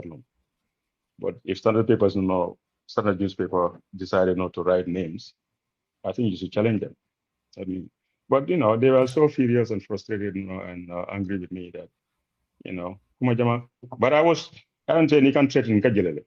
So Mojama, they perceive that as like a weakness, which is not the case. It's just that I'm just born inside. I'm trying to mask it with a smiley face. So in the end, they wanted me to speak.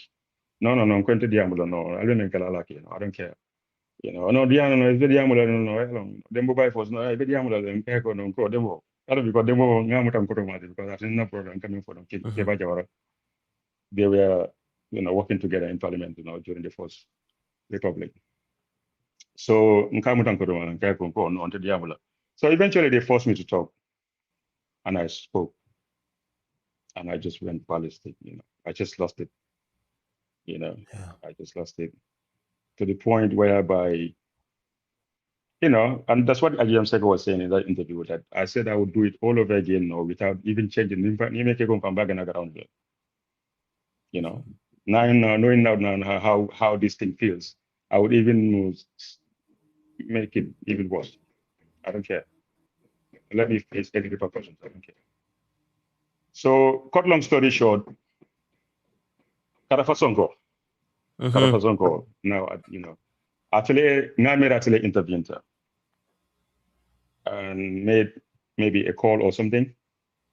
And all of a sudden, Agiyam said, received a call and then came back and said, hey, we are not starting anybody. We are not starting anybody. Fai usir fo kara fai usir le kolbang, fai job kante le kolbang, fai kebado le kolbang. But until I believe is that Agiyam Sega was spoken to by somebody and they intervened. And then Ajisam then said, no, look, no starting anybody here. We are not going to expel one of our own based on values that we is enshrined in our constitution. It's enshrined in our manifesto. So I guess that started now the beginning of the end of Yeah. UDP Barrow relationship. Yeah. Yeah. But that must also Which have which no. I'm not proud of, but Mhm. I'm equally on the other side of it. I'm proud that I stood my grounds and Yeah. I true to my principles. I was just going to say that must have also strengthened your resolve in the democratic principles of UDP as a political party, in the sense that there are people who fundamentally disagree with your conduct, yet the leadership, for whatever reason, still, sort of stood with the idea that, look, people are free to uphold the constitution and values of UDP as a political party instead of just banning you completely. They let you do what you said you were going to do, contrary to sometimes with the perception that people will make that, oh, it's a dictatorial, all these narratives that people don't know internally. And we know this because people talk about this publicly, that internally you need that UDP meeting, or you go to an Mhm, executive level meeting. Some of the debates that you would find would blow your mind off because of the caliber mhm, of intellect that's available, but also the idea of mhm, liberal dialogue between people who are there, who ideologically are grounded in UDP and what UDP believes in, but they also disagree on either the framework or the direction with which they want to go. But that must really strengthen your resolve in the fact that, while it's frustrating, perhaps you even like, maybe some of these people don't like me being an MP, but the leadership stood with what they believe is what you're doing to be the right thing to do. yeah, that's true. And yeah, I mean, public perception outside of the party, is such that sometimes, coming back at it's so unrealistic. Sometimes you don't even know how to challenge it, you know, because so people are so ingrained or in that belief system that they don't understand, coming, entendimiento, I argue with Osedo Dabo all the time, not because it's okay, but it's necessary. It's necessary. Sometimes he's right and I agree. Sometimes I'm right and he agrees. And not only me, majority of our people, of our party executives, they will disagree with him. They will tell him why. If you make a good case, he might change his mind or position on the issue. But Useno is also not central to our decision making. He's part of the decision making body, but he's not. Yes, we honor him. He's our leader. I mean, but we are not a cult. You don't see Uzeno as this godly coming more coming. Godlike figure. Yeah. No. We. It's like your parents. Who would dare speak to your parent in a certain manner, Gambia, especially going back to the days until the Kulu and what I mean. You respect them. Clearly, you love them, But amanke ko ibeke batunne to the point whereby they will make you not do what is not right and you accept it. Ndela mero no menga ka baluring alama amila jang. Would tell you no firsthand. Sana is one thing no meko. And it's akafala akate content the lenteng to the Gambia because into Gambia to be insurance, I know. you know. But no, na konyo because ngana ite jiko blala. Tonya Mhm. ay buke da kari wala. And in certain contexts, Tonya 4K barandile. Yeah, Mhm. well, if I have to suffer for being true to myself and to the people, then let me face it. I call body, Which is yeah, yeah, which is crazy anyway, but because you let Dominio, you very calm and you don't talk a lot too. Anytime I see you, I interact with you. Like you have a great sense of humility with which you come with, and so to see you this courageous to speak about certain things. I remember even those days in National Assembly. Whenever I see you make comments, and then when I look at your face, I'm like, he doesn't seems like he's a talkative. uh, well, when I came into the National Assembly, in as much as I was going through with this whatever program we had, I also from the first minute want to aspire to be a diplomat. Mm. And diplomacy comes with a certain you know Yeah. set of principles, man. You have to train yourself not to have that demeanor, keep your powder dry, preserve your Yeah. words. Man, or because that's not my nature. Because what is a training that I've been developing over the years that I want to keep my Hmm. powder dry. Don't talk when you don't have to talk. You know, talk only when it's necessary. Hmm. And it's I'm that part. I'm going through that training. Yeah, where I just received training from the U.S. Army War College on international negotiations. But I'm trying to limit my vocabulary to just precise and concise, not stop. But Mano, I'm still working, so I hope you can. Maybe you can help me. No, you're doing great. After You're doing after great. Samba is after Samba is very good now. She's helping me. She's actually a very great advice too. Oh, she's amazing. Upstate is amazing. Mhm. She's also my boss at the Evans School in the program that we Oh do yeah, called the nice, IPPHL nice. program. Yeah. But this is by far one of the best conversations I've ever had, and I'm not even like done yet.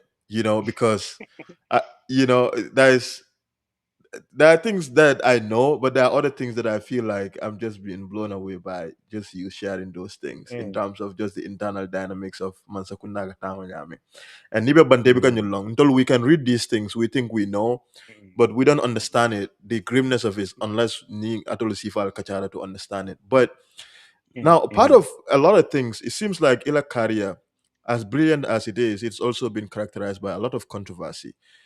Some mm, th- controversies that you've not created, some controversies that they've followed you. And I think central mm, to that is the fact that you've immigrated to the United States, where you and I are right now, for further professional studies. A Standard newspaper reported part of the reporting that has been done about this is prior to this, you did mention that you had a 2-hour conversation with His mm, Excellency Honorable Elijah Hussein Dabo, Puru Kela case in present what you wanted to do. Now, mm, during this time, you were still National Assembly member, time you member, and people accuse you of you don't care enough. People criticize you for different reasons because they cannot understand how an elected official from a particular constituency would leave a la responsibility and a la role as lawmaker to go abroad, even if the reason for leaving is basically to go for further professional training or further academic training.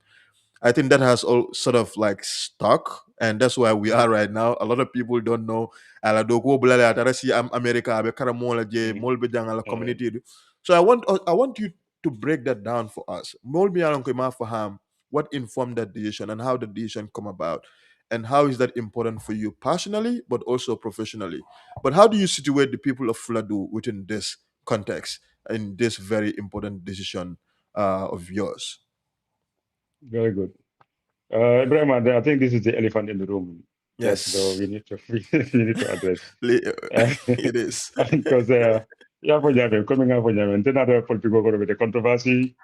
You know, where people are saying that I bribe my delegates to choose me. You know, so maybe in that vein, no, maybe be bribe. But no, yes, Nana Jang is controversial in the fact that it's not normal. You know, at the tail end of your term, multi media, in the hearing, and all of a sudden somebody just comes out of there, no, brands in this narrative for the Pitoni, Google, and see America, blah, blah. And and coming out of Gambians, they don't read, they don't stop to ask themselves the difficult questions. Okay, Dipito Borra. Where do what in because Dipito member series, the Bajokang, the responsibilities to his people. No, Borra, something is wrong. Yeah. Maybe I might not be able to identify what particular law in the books is I only violate, but we should try and find that out. Or better yet, why don't we go to the institution he works for? That is an institution of his own or their own director administration, from the speaker down to the permanent secretary, which is called the clerk, to all the officials there. Let's go and find out from them. Okay, Niemenke, Tonyalom Bamfotonyade, Nin Tonyalom, why is it that Almabai? Because Malam for you have a copy of the constitution. I do. Okay. Can you do us a favor and read section 91.1? Section 91(1) of the 1997 Constitution of the Gambia.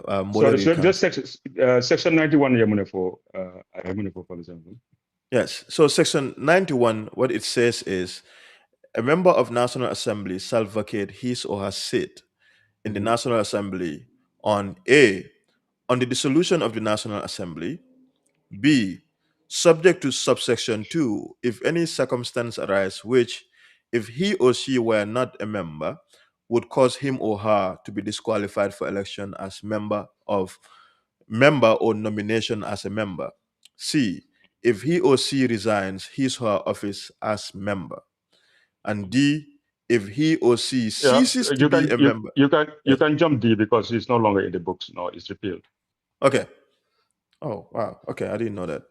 So we'll skip D because D is not a law anymore. So we proceed. It says, provided that nothing in this paragraph shall apply of political parties at the national level where such merger is authorized by the constitution of the parties concerned. E, if having been elected a member as an independent candidate, he or she joins a political party. F, if he or she is recalled by the writing electorate in accordance with an act of the National Assembly to give effect to Section 92. And G, if without the permission in writing of the Speaker or a reasonable cause, he or she is absent from 10 or more sittings of the National Assembly during any period that the National Assembly is in session and continue to meet. H, if he or No, she. just stop there. Just stop there. Okay. Okay. Can you repeat G, G again, Okay. please? So I'll make G repeat Lalakotenki. We are going to repeat G again. If without the permission in writing of the Speaker or reasonable cause, he or she is absent from 10 or more sittings of the National Assembly during any period that the National Assembly is in session and continue to meet. Okay. I think that's very clear now for those men who know they can read. But men who know manning understand even for Anglican. Dipite o no nisi that tang imanta dokola. Mhm, You automatically lost your seat. mhm. You vacate your seat automatically. There is no debate. There is no motion. There's nothing.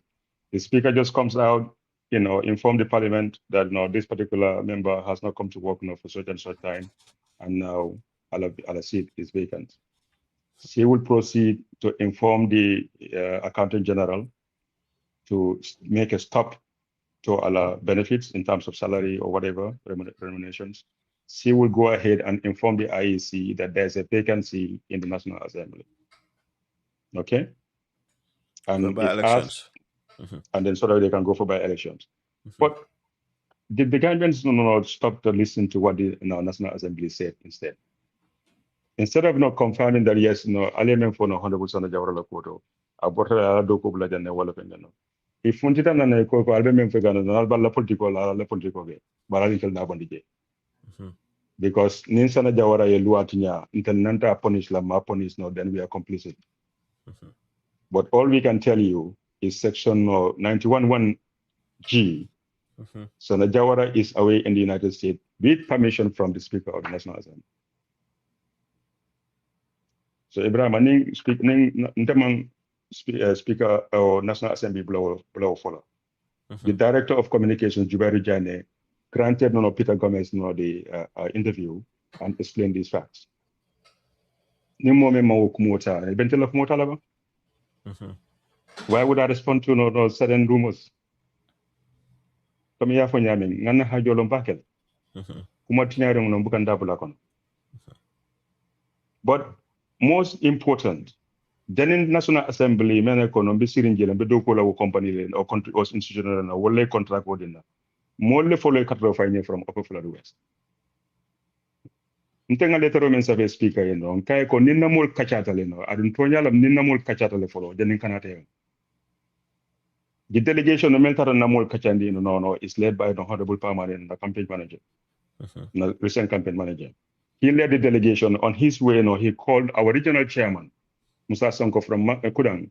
He had to meet my constituency executive, the entire executive, from the chairman, another executive, the ward chairman, another executive, the women chairman, or chairwoman, the youth representatives, the PROs, the administrative secretaries, the council of elders, Kahundin Tembedu, Sanfa Bande, Sekou Sama, Saibe Dabo, Membanta, Mame, na Alcalo, Alamane Monica Frekalai, Uncle Modu Suso, they were all there. Parmane Silo Dante, na Deputy Alberta Kalamalako, I had you call him Balasoto, Meanako Atata, Katara Dimba Dima, America. But Okono, I Karamusoro, Alafatala Karamu. Adunjana, Akojana Kata speaker, Apruka Ninka permission. Alaftalo na from you whether it's okay for him to take early leave of office. And Ibrahim and Nkumo better than Rayana Tilijolo. 12 days. Not months, not weeks, not 12 working days. Is all I need now an action on my leave for, so that I can remain and take advantage of the education that today you and I are so proud to have gone to pursue. And the in that meeting after permanent Yesilo Dante, it's all been on real time recorded on WhatsApp and forwarded to me from a mobile phone. America table, I was crying my eyes out constantly, speaker to speaker. Even to this day, it's no. Diamula Saba, Wolengena Kumbondi. One is Mama Dimane. Kumokono Diamuta ko. In fact, in Telmanda from Sanna Jawara ke deputy to Patenki. Nina dogo tampita deputy ala. You want him to be somebody else, something else. Anata fo Kumokono. Akoetel na naman deputy soto, Wolengena Kumbondi. Meant Kabring Munumukunda Dago, who brought the name of Upper Fulladu West into the forefront of Gambian politics, like I did. Ibrahim, that's humbling. That's deep. Yeah, that's very humbling. Because Neme Upper Fulladu West long. And you know Numukunda Dago. I document your Tudoga. Mamadi ko Kabiru Botaje, even my brother may succeed, Keba Jawara. Akwai na deputy sort of like me before. Mene ko do ko men ke banko kan. Tundo dol bige no ka fo ko no ninga la deputy si paso no. Kambin tambita janna. The other speaker, Meng Kumbonde, was I don't remember, but another one, was Kawandin Tambele. Alamani Monica Fragara Bantale. He's the head of our council of elders. Ako, he spoke in the effect of the only thing that we regret, is that we didn't have the opportunity to celebrate the Nakata. Ningalong koning alabikitla konatata atemurano because of these conditions. So we would have celebrated him. So repeating those words today Stuff. are still fresh. Yeah, but Yeah. so with that, I wrote to the speaker. I have consulted my people, and on behalf of the diverse constituents of Upper Fulladu West, these elected officials from the ward, from the constituency, from their respective villages, and even the regional chairman was there, are okay with me to take advantage of this program. If you don't mind, can you please extend my leave for another 12 days for me to sit out the rest of this particular session, which is the last session. And whoever wants to go back to the tapes and sit that last session, Penete Kirinje, Penakono is of significance. You can make anything different in my representation in that house. Mind you, many people don't know National Assembly only sit 4 times in a year. Every 3 months, we sit once, sometimes for 2 weeks, sometimes for 1 week, sometimes a whole month, but we only sit 4 times a year. This was our last sitting before the next batch of legislators will come in. All we were doing was bidding farewell to our electorates, thanking them for the opportunity to serve, and blah, blah, blah, which for me, I did through this engagement and the rest of the delegation with my people. So that across their wards, across their villages, let them disseminate that the people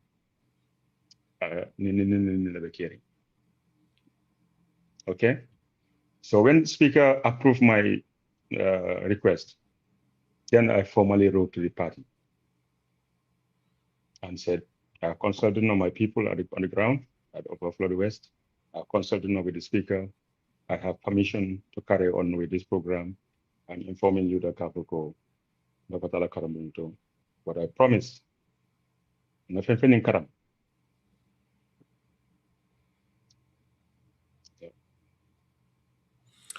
Usenu kabri afate kabri nasida kulo bunkono I promise that I'm not feeling Karam is for country. That I will come back and serve again if the country wants me to. And that that's why Almamital, the spokesperson of the party, when interviewed by Alu Sise of QTV, on the day Mahmoud Sabali nomination was rejected at Brikama, Almamital was able to tell Alu Sise that the party is aware, because I think aware, we don't know the whereabouts of Sanna Jawara. The party is aware of where he is. His departure is endorsed by the party, and he's promised to come back and help us in nation building. And that is my drive every day. And you've graduated. Talk to us a little bit about that journey, how that has been for you so far, because I feel like what most people don't also realize, just like the president himself, he also has the chance to step away from his job.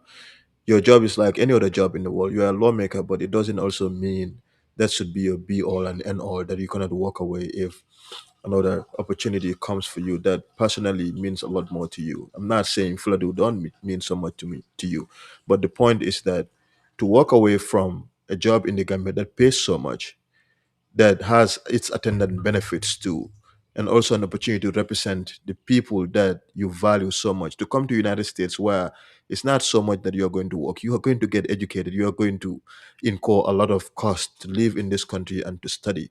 So the madam Mafon, it doesn't make sense for people to argue that oil atata America, professional development, that's even if you get scholarship, it's not like it's putting a lot of money in your pocket.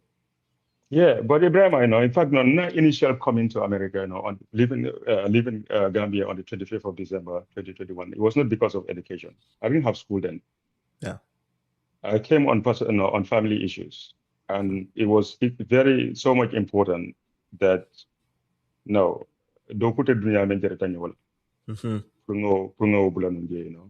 have a young family, a wife who was going in and out of hospital with a 3-year-old. No wife doesn't want me to bring this up because it's personal, and she's not interested in our public debate. So It's she didn't almost want like, me to drag. yeah, Yeah, yeah. yeah. She doesn't want me to drag her into this. But it was by right now, in June of 2021. But guess what would also that look like? If I left in June, one, I had exams in June at NDI because I was going to NDI. And so I have to sit that midterms. Number two, we had the budget session in October, which was pushed forward from December not to allow for the December elections. So ningo and then in October, by the time we finished that, we went into the elections. So ningo but all the time now I wanted to come and see my family, help them at least the best I can. I have 5 kids. None of them live with me. They all live with their moms. 1 in Scotland, 2 in England, and another 2 here. So if you have your family, in a difficult situation whereby is in fact, I'm not getting that out. No, that's not important. Yeah. But anyway, it's reasonable enough that even my constituents, my executive committee, the speaker at the party, thought it was necessary for me to take come and be with them. So Mbijang Wolokono, and I was supposed to stay for 6 weeks, and that of speaker office there, no kabinkana wati meno, no katal de wati man be sila no kwenye kono malum follow. But in a way, just go attend to this issue, Ning mol danta sila e kuma, I will let you know, and then if you need to write anything, you will let me, we'll let you know. So I left Gambia 25th December, but I should leave here on the 10th of I should arrive in Gambia, or I should leave here on the 10th of February. But on the parliamentary last sitting started 3rd of February and finished on the 28th of February.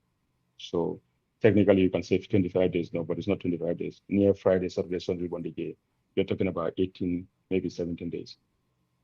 So in Inter Gambia and start working on the 11th, on the 11th of February. And then, maybe nobody on the 10th of February for on the 11th. So maybe you're looking at on the 14th, the following Monday. Then only 11 days. And my job is done. The people of Upper Fulladu West, a social contract they mentioned with me, is done. It's come to its natural end, and I just have to fly back again and go to school. Okay, because that was our last sitting, and everything is done, and Parliament. So, for me, as debatable as it is, I just hope that people understand the difficulties that we are going through at the time. By any I'm open to criticism. I don't care. I don't mind. Yeah. I'm anti-command I just don't mind much because it comes with the territory. I don't mind to be misunderstood. But many important role on the women kekano for an imponya tatanyola. Fanning luwa tatanyola. Another important point worth noting is Kabine Molia Sanna Jawara Bortale. a certain delegation came from from the top to come and pressure the speaker to expel me from parliament. Just to show some people will drag you in the mud. They will want to humiliate you. They will do anything just to make you look like one of them. Yeah. And I want to believe that that was the reason why the National Assembly granted Peter Gomez the interview to clarify the issue and show their position that everything is legit. There's no thing that we are complicit in this. Nalba la politico la politico okay. What the political, but until as an institution we have our rules, we have our procedures. This guy has fulfilled every single one of them, and we cannot fire him. Let them fire him. So Supreme Court, they are not very good at it. I know, right? Yeah, I know. They keep losing. They keep losing their cases. So maybe I can take them to the court, and they pay me good money. Who knows? No, but I'm just joking now. Yeah, I must have missed that part. So at what point? I mean, obviously UDP Nata lost. Ended up losing the elections. Yeah. And So yeah. Sorry. I didn't respond to your original question. no, you're good. Yeah. So my going to school issue is no secret in the Gambia. Well, to those who are within my circle, I am not a very public person. But Useno Dabo, Teddy Boy, Lamin Sane, Amadou Sanes, Almani Towers, you name them. This circle of executive members and whatever.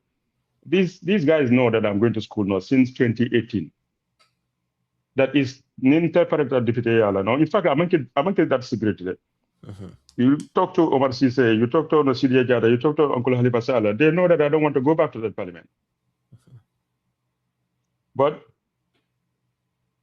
what inspired is as soon as we are not sworn in today, when I was sworn in the parliament, or when we came into parliament, I have a brother called Ismail Afal.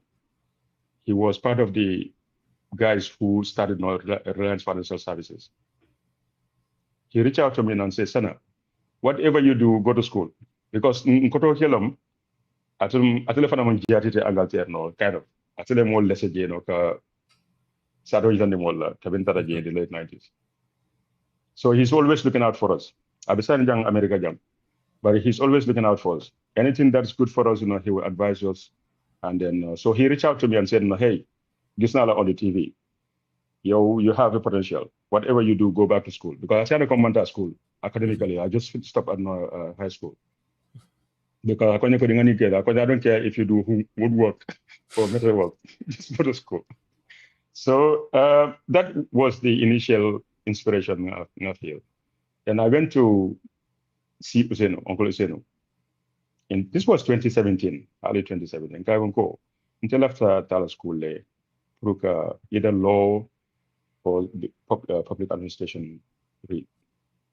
Yeah, I think law would be better because, of course, you can practice even outside public space. He's also biased. He's a lawyer. I know. So you get naturally. I didn't want to say it, but I'm glad now you figured that out. So I think law would be a good choice. So I started consulting the young Dabos, the Lamin Montagnol, lawyers, my friend Musa Bachiri. Not Musa Bachiri of God, no, the other Musa Bachiri. He has become my friend now. Yeah, I saw that. Yeah. It's an interesting guy. So I consulted them, and they were like, yeah, I think they should do that. So I applied to UTG, and my application was rejected based on the fact that I need to have credits in maths, English, and history, which I don't. So I engaged Dr. Imala Sise and then there's another Bari Mabije, Alajimane, So I engaged them, to see, maybe there might be a time, that I might need recommendations for me to have this thing. But from 2017, 2018, that didn't materialize, even though I went to WAEC to to try to pay. I paid, to get my to see those papers. I just never had the chance to do it. Okay. To Yeah. reset. So Yeah. they said, those papers, so that I can come and start this program. So 2019, around winter 2019, towards December. No, 2020. Sorry, 2020. Okay, it was during the COVID period. To be honest with you, it was during the COVID period. Um, ntata na katoke dole fana ya nene kono, he's not in our politics, but every Gambian boy, Gambian youth, mene kono, we are doing something good. He will take his time to call, to advise, and and Malam Fayalon, maybe he might have prevail on you to call Panjai, the former director of Trust Bank. I don't know. I know of him, but I don't know him. Yeah. This gentleman, Kotoke, is one of the best Gambians I've ever met. So I went to him to advise me on the way forward. So Ngame Fayalon, I don't want to go back to Parliament. So what's your advice? Alam te wala karang nala ko kadiya niya ba. Ay alam mo na fangana ko well, you have 4 scenarios. Useno Dabo wins this presidential election. You also run and win your seat back. That's one option. Or Useno Dabo runs and lose this presidential election. However, you run and win your re-election. That's scenario number 2. Scenario number 4 is Useno Dabo runs and win, but you run and lose. Or Useno Dabo lose and you run and lose. So out of these 4 scenarios, I would advise you not to take any one of them. Wow. Go to school. That's profound. Yeah. Go to school. Essentially, he's telling you, your career at this point should not be contingent on any political decision at this point. Move away from it. Exactly. And he was like, it was prophecy, it was in my head, remember, he's actually emphasizing that. To the point I was like, Alhamdulillah, this is what I want to hear. Yes, because maybe I might have been wrong to believe that, So from his office, Latrikunda chairman, I went straight to pipeline to Useno's office. And luckily, Ngatari, Amantari Biziring, Adamana Biziring. And for 2 good hours, Ning Useno be agrika on this issue. Because in the beginning, he didn't think it was necessary. Yeah. He thinks I have a very good future ahead of me in politics. And stepping away for a minute now would be a political capital to pay. Guy, that's not my view. I'm not in for this short term. Yeah. I'm not interested in short term gains. Akonye ko barite, ajibe bang, nim BBC nata, ni mete soro purke ninka lo ikata modo ninka. Ning RFI nata nang same thing. Local social media platforms, they all want to have you on their platforms. Why do you want to, you have what it takes to play a critical role in our politics. Okay, I go, yes. But what about after that? What about if you are not here? Akonye ba jimale bete nyinin kala kaitola. Okay, I go, yeah. It didn't nyinin kala kaitola. But if somebody else would ask me no papers. Okay, I go, but just forget about Gambian politics for a minute. What about if I want to work for the ECOWAS or African Union or the UN system? Do you think, just because Sanna Jawara, hey, and telling her, Ndoko Kijan, telling her, Ningumanya Kijan, so they would actually, receive me well? They don't care whether you, Malema, Julius Malema. What they care about is, what qualifications do you have that we believe as an institution, Nina than you will add value to our cause. Okay, but I'm not let's come back home. let's say, you are president and you want to appoint me, in a certain government institution to man that for you. Do you want somebody, to be man in a position who is incompetent? That would be a failure on you, on your legacy, Yeah. Yeah. because you will be given a mandate to go and form government. Yet a government funding no more you will fail your mandate to the people. So by appointing me, to man as, to be a certain director or a certain minister, is not good for you. Yeah. You want me to have the competence by merit, not by political patronage, to come and serve with you to fulfill your mandate to the people. And this is our understanding. This is when he thought, yes, yes, yes, okay, you made a very good point. I think we should do this. Yeah. So from that moment, I call my brother at MDI, Silakonati. Ngayininka, do you guys have any programs going on? Because I was so much, excited. I just want to start something, some program. So Akonyeko, yes, at this moment, no, we are closed because of these COVID restrictions. But I think we will open in January. You can come and try and see, what programs we have going on. And like he advised, January, schools were open, and I went and registered to undertake their diploma program on diplomacy and international relations. Amazing. So that's what I did until June. I sat my midterms, and these things started happening in the family. One thing led to the other. And after the December election, we declared that we lost. I spent the first 2 weeks gathering all the informations and evidences that we can get from my constituency to support our case to the Supreme Court, and then I booked my flight. And when I booked my flight, it just so happened that Useno called us as former NAMs, or as the sitting NAMs of UDP NAMs, to his house. In that meeting, he made some observations, which I agree with.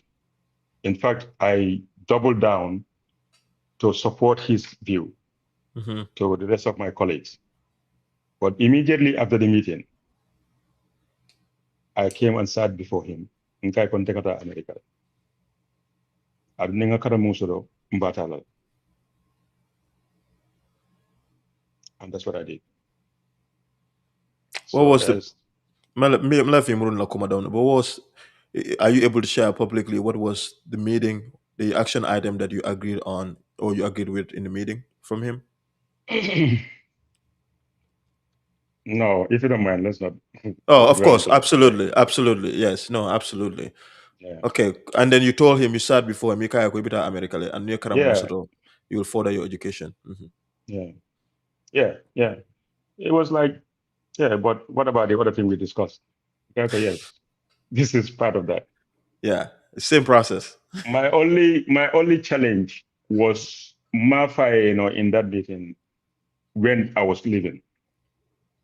So the day before I left, the Christmas Eve, I came to his house to tell him that I'm going tomorrow, but I couldn't do it. Yes, son. Yes, I couldn't do it. He was there with Bodi Ture, Amadou Sane, Assis Bensuda, Yakumba Jete, compiling and collating all these evidences that we had, preparing for the Supreme Court. I'm Bad going. timing. No, Yeah, no, no. yeah, I couldn't do it. yeah.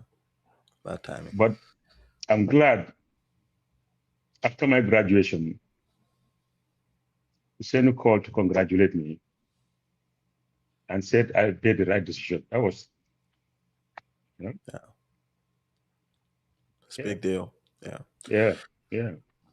Now it's over 2 hours, and I want to make sure I Is leave it? you. Yes, Wow. it's insane. Politician on here, blend the up on. No, but Okay. I want to make sure I let you go like in the next 10 minutes or something. And maybe not Yeah, gonna please, yeah. sign. So in terms of, so you were effectively not a National Assembly member anymore, but you are substantively still a member of the United Democratic Party, if that's a Mhm. way to put it, UDP, and you still have a great relationship with Honorable His Excellency Elijah Hussein Odab. And I've been trying to interview him. I feel like, for some reason, I don't know what they're telling him, but Sana, and science and you gotta make it. I feel like they don't want me to interview him. They create these narratives about me yalonko imansoro, or Yeah. people that I host some of the problematic stuff that they say, and they go Mhm. with those stories or like a clip or legend. If you watch the entire 1 hour or 2 hour, as you have been done it, all the things we talk about, if you watch all Mhm. of it, Ibalo Naleko, some of those narratives they don't stick. It's not a Mhm. serious argument. And I feel like now I'm being patronizing, but I studied law. Usenu is one of the individuals, me Alonko, personally has had an impact on me. And I think every young lawyer in the Gambia too. And Yeah. to have an opportunity to be doing this, not even as a politician only, but to talk to him about law, I think it's Mhm. something me Alonko, even though I don't have like this grand platform, but I think it will Mhm. create some perspective. Me Alonko, a lot of people would benefit. So I'm Mhm. giving that to you, from a little brother to a big brother, to tell you, Nina Diamuda, that I would love to sit down with him. And I feel like I need to put this out publicly. And I've reached out to the communications unit. I've seen him appear on other platforms, and they keep giving me other people, but not Usainu Dabo. I don't understand why, but I'm putting it out there. Now, Right. moving away from that, maybe look on a political bedurin. We have elections Mhm. in December. A Mhm. lot of plays are happening in terms of Jumal and Jumabilala Nyokang. UDP has made its position abundantly clear. We've also seen other political parties also come out to say, or political movements, and endorse UDP as a party. Mhm. But we've also seen the president and his NPP Grand Coalition. They had a big movement recently with Mama Kande joining them. Mhm. Mhm. I'm sure you are not involved so much in terms of being physically present, but you follow the developments back home. What are your observations, especially looking at Kande, an individual like Kande, who Kunung, we remember the things that he was saying about the president, but the president also came out to say that Alka Mama Kande Jakanyum Kumwambie for them publicly, privately, Naka Diamule. It speaks to the context in our country politically. If one thing I think Barrow, no, we have to give him his flowers is that I have been Papa Flora eventually. You know, But you also know. to that point, do you think people underestimate his political dexterity? No, he's Even a though pol- that, he's, yes, even though that could be if negative, you but know your people, you know their culture and their political yeah, behavior. Ibrahim, you can be very good at what you do. yeah. He's good at what he does. He does the political. For Barrow, no, everybody has a price. Unfortunately for me, so far, the offer is not very good. You know, you know, you Yeah. know, So yeah, to your point, Ibrahim, as an international, uh, we, as a international student or study student, I have a different views to some of these domestic issues going on again. Mhm, Yeah. My read of what's going on in the sub-region, my read of some of the decisions we make locally. I see certain elements to it whereby I see ngwadile mojama bukaje onya, yeah. But we have to remember Gambia is not an island. If Mhm, anything, our geography is both a, a positive and a negative. mhm, A negative not to a positive to ourselves and a negative to ourselves, but also a positive and a negative not to Senegal. mhm, Senegal cannot afford to have a country within its belly that is unstable or run by a different entity that they don't align or see eye to eye with. This has been Senegal's uh, Number one foreign policy. foreign for number one foreign policy since 1960s. You Mhm, speak to Hausen Cisse, of the NCAC will tell you this is no secret. In fact, I'll share with you now. I'm reading a book called How States Think by John Maishama. You will have a better idea of some of the ways countries think in terms of their relations to other countries. So Mama from Candela tried Chi- to yeah Chicago sorry University. I say John yeah from University of Chicago. Chicago. Yes. Yeah, exactly. Yeah, The he's his he's one of the Oh, yeah, he's amazing. realist theorists out there Yeah. who, if you read him, you understand better how states think, I'm a big fan that of there's his no, work. yeah, me too. I've seen his Israel lobby, and I follow a lot of his public There you go. commentary. There you go. Yeah, Yeah, there you go. he's good. Okay. So, my theory is this. There are international dimensions to this decision making for candidate to join the NPP camp. Hmm. And I am privy to certain knowledge that in 2021, similar decision making was made. Mama was presented a proposal. I will not call it a deal, but a proposal of which he turned down. And maybe Mama Kande might listen to this video, and just to give him an indication of this particular instance. Hmm. The weekend, the week Hussein Dabo came back from his European tour, Fonga received at the airport, in which Mahmoud Sabali was, for the first time came and participated in that, or more that time among joining fellow UDP. Hmm. That weekend, Mama Kande was in Dakar. After a more Jelom, and eventually when Fatou Reno interviewed him, he said only two types of people can join Adamabaro. Mel Malo member caring, not domestically member caring with the threat to our sovereignty. Or Mel Malong or Leba join. Well, Mel Yalong, Yajiko Nafale Beje, they can join him. That's my read of that comment. Hmm. That's my read of it. Ning Gambiano Sonda, Ning Gambiano Mansong, we are part of a configuration whereby there's a power system that is trying to control the sub-region. Hmm.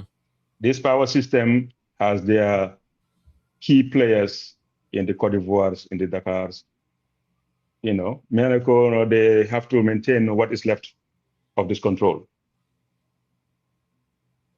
And then Mama Intela Jeroto, I might be wrong. Here again, like I said, it's just a theory. That this time, he's presented with a case, with a proposal. A proposal, considering the lack of political leverage of securing government in Gambia, Hmm. might be too tempting. And I shared this now with my policy team because I work, at the party policy, Policy level. level. Hmm. And Recruit me, we please. don't. No. It's a Ghanaian for it's a man can tell you. It's a man can you think. No, mid-jail, So because so so so I'm so there. no, so Ninko Ngachela with our policy team, no, it's not the policy team itself. What certain members that I believe, we need to look into this. So for me, the Useno Davos, the Halifa Salas, they are a threat to this unit. They cannot have Hmm. them. They are too nationalists to govern the Gambia because they will never allow themselves to allow the Gambia to be subservient not to external control. They are too nationalists for that. I agree. And also, they're too educated. That's why. Yes. Yeah, not only that, but they, well, maybe the education exposed them to certain understandings. And But not the education in the conventional sense, but education in who we are in terms of that piece of geographic location and the people who are from that and the people who have fought so much for us to have the birth of an improbable nation that would become Gambia, and to have yeah, that to such porous borders to be in cause so often, so much that today you and I are having this conversation whether we in fact have sovereignty. I think it's an important question, and I feel like oh, the oh, what's president. the point of Yeah, winning a presidency, when you have no sovereignty? yes, What's the point of having a nation, the more better, coming as pawns in somebody's chess game? When we are actually part of, somebody's, you know, yeah, territorial control from outside, when Ajibere. Ibrahima, you don't have to agree with me. Look at what's happening to our country. Do you believe it's not in the interest of the Gambia to have some of its strategic sectors under the control of foreign interests? No, absolutely not. No You serious don't country have to does that. be you Yeah. don't have to be like me or a conspiracy theorist to just sit down 1 minute and read and ask yourself these important questions.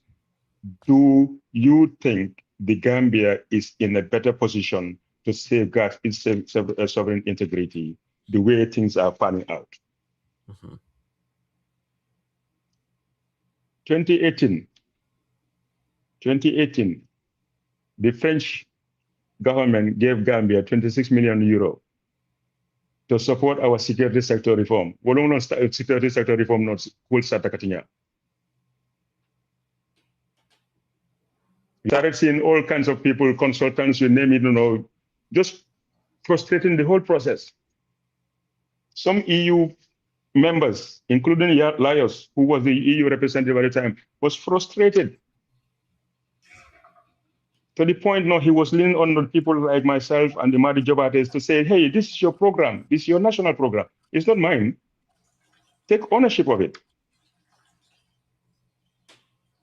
Because these consultants coming here, advising you, you should do this, you do that, you should do that. No, those are not the guys. You should take ownership of this. And I made that intervention at Fokunta Kinte Hotel, to the CDS and the IGPs and all. What are you doing? You think you're doing this to me or Usenu Dabo or Mama Kande or even Adama Barrow? No, you're doing this to yourself.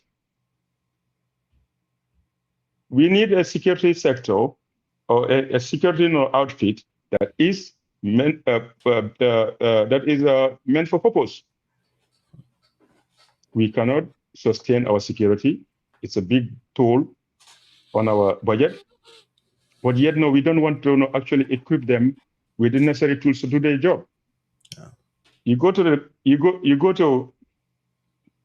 I'll refer you to a YouTube video. Just type in decaf Sanna Jawara, maybe all of a decaf Dawda Kaus Jawara. You will see my intervention, about what we need to do. I'm not a security expert. But there are so many Gambians, retired colonels and whatever, mayors and whatever, come even Wolumbe, Sam Sirin Sarla interview with Peter Gomez. I don't know him, but I for Jane, I resonates with me. Yeah. The Gambians can do this by themselves. Some of these officers sitting in the barracks, they don't like to be sitting in the barracks. No, it's not their fault. But just go to that video and go to that decathlon research.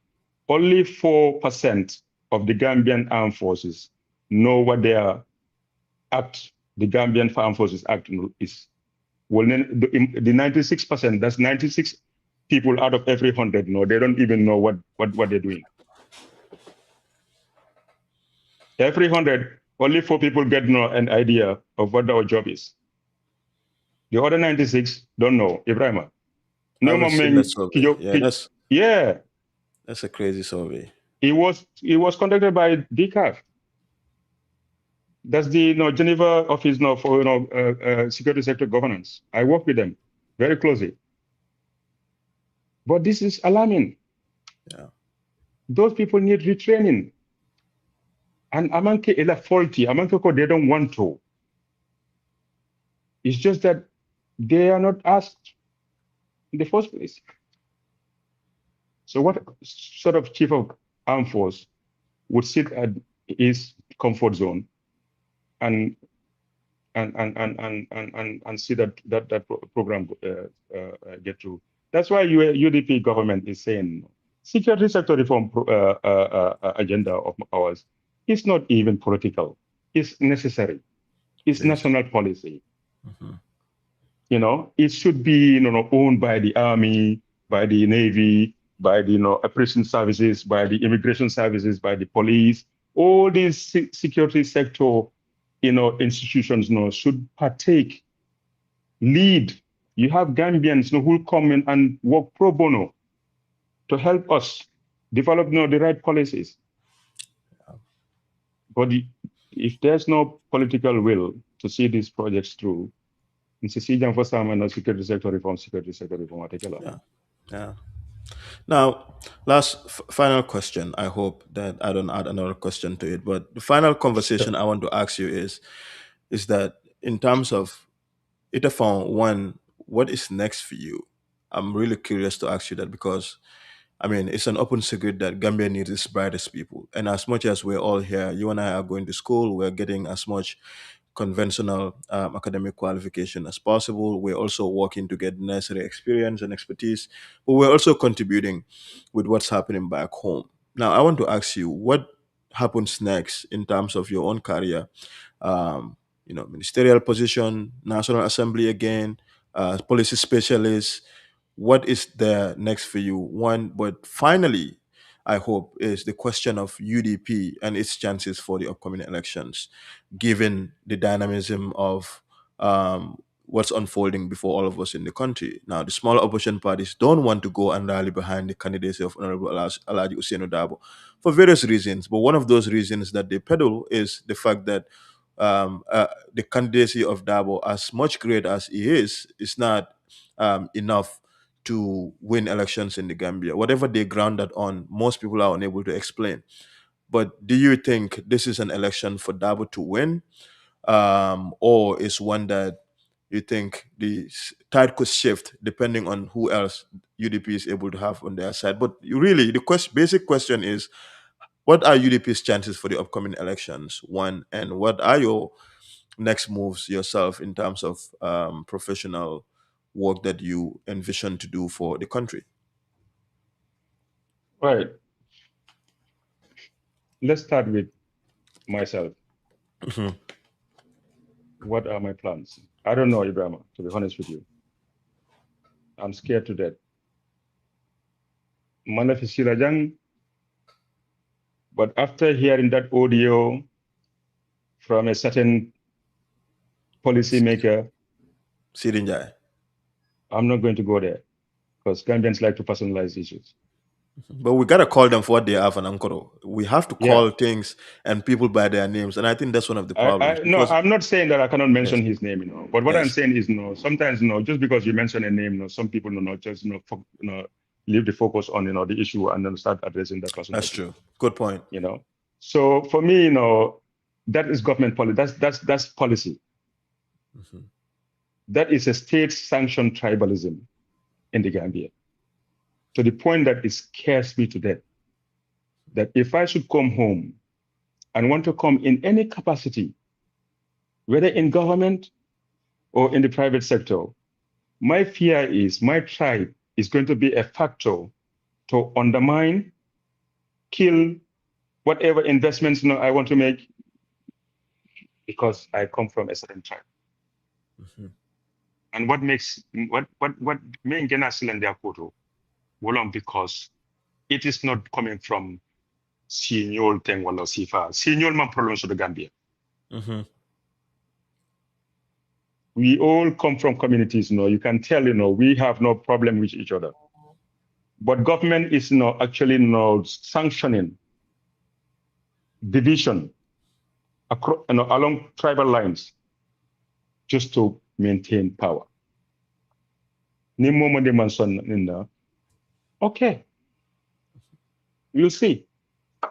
But to your question, I am not comfortable coming into that environment right now. My only opportunity is I see a change of government. And therefore, I hope that new government will usher in an environment where that is not already, coming like, Yalandi Kerala, but Yeah. addressed Mhm. through policy, through law. Momoden in Kumasi like Rwanda, Momoden in Kumasi for you are going to prison. You cannot tolerate this. And it's not only about me. Any man getting member sitting Bitwabudu, Gambia Fankono, you're asking yourself these questions. Wow. Ani ate defa mantere doko ga man sekunda ani edi muso don wene ko man ninkolo no ya mera sama sene nara man sekunda doko nyola ne badila because of alamanyiga. Let's be honest for a minute, Ibrahim. This has very Yeah. serious problems. And it's very But insulting too. Yeah, but for me, I can deal with that. Insult Mhm. me all you like, no problem. What I care about is the state sanctioning this, or is the state, working tirelessly not to not nip this thing on the bud? But no, we see it's endorsed across the board from policymakers, not just one, not two, not three, everywhere. It had out and no, they're perpetuating this narrative. You know. But I heard So internally they had a big row between Mandinko Lumia they serving in the government. one more internal politics in Ibrahim. Let's Yeah, not fall for that. yeah, What comes out from somebody who is a policymaker's mouth, for me, is more important than who reacted to that within his yeah. party. But what I'm saying, the point I was driving at is the fact that look, Mandinka Dingol Fanamba, in his government, Barrow himself is Mandinka. So as much as that is so problematic, I think it also sort of is hard to come to terms with, because how can all of these individuals be what some would say they are self-hating Mandinkas? Because that would not I make don't much see them sense at as all. self-hating Marinkers, and I'm Yeah. even not going to that. Ibrahim, the point I'm trying to make, is Hmm. this is not something that I think, is coming like, between so and so political Yeah. rivalries, between, or so Mandinkas defending this. This is indefensible. Yes. A certain player in a government cannot say certain things, even in secret. And this is not political. This just is the same kind of banku fulo la sistiri buka kiklin no baraka muliale. Nele at Rwandan kole found chika nyote ma nyo kunte mo kemes uli kemesai fata within 100 days. It started with this. And they were condoning. There were people who are saying, no, but yeah, but ngame model ba finga. No, akuma slatene. Hmm. Let's be, that was, anyway, moving on. The It's other thing important. is, It is important. yeah, no, Ibrahim, it Yeah, scares it's me to important. death. I know. Me too. Me too. It scares Me me to too. death. To the Hmm. point I don't want to talk about it, but at the same time, I don't think, this should be left alone, without being addressed. Yeah. Nimbaru kuntra biya luwa da da mena ka benin kuma sifa mutala ya ke outlaw Hmm. will be the right decision to take, rather than not talking about this, within no political corridors. Yeah. Definitely. But Atakela, because maybe he might have believed in it. Maybe not. I don't know. But as far as I'm concerned, nobody's punished. True. And seems like nobody's going to be punished. So what I don't know, this change is sometimes necessary, in different levels. It's not just about Hussein Udabo, Adam Abaro, Mama Kande, no. The It's an ex- trajectory of the country, yeah. it is existential. Yes, that's what I It was is gonna say. It's an existential. existential question. Okay. Yes. Yeah. Yes. So to your question about is Dabo. it Hussein Udabo? Yes, Yeah. His Okay. Excellency Dabo. Hmm. I just recommend his excellency. And the Vice President, as Anyway, much as they think that no, I'm no, an no, no. anti, I can't direct nobody. Honestly, he deserves every accord, he and does. He every does. title.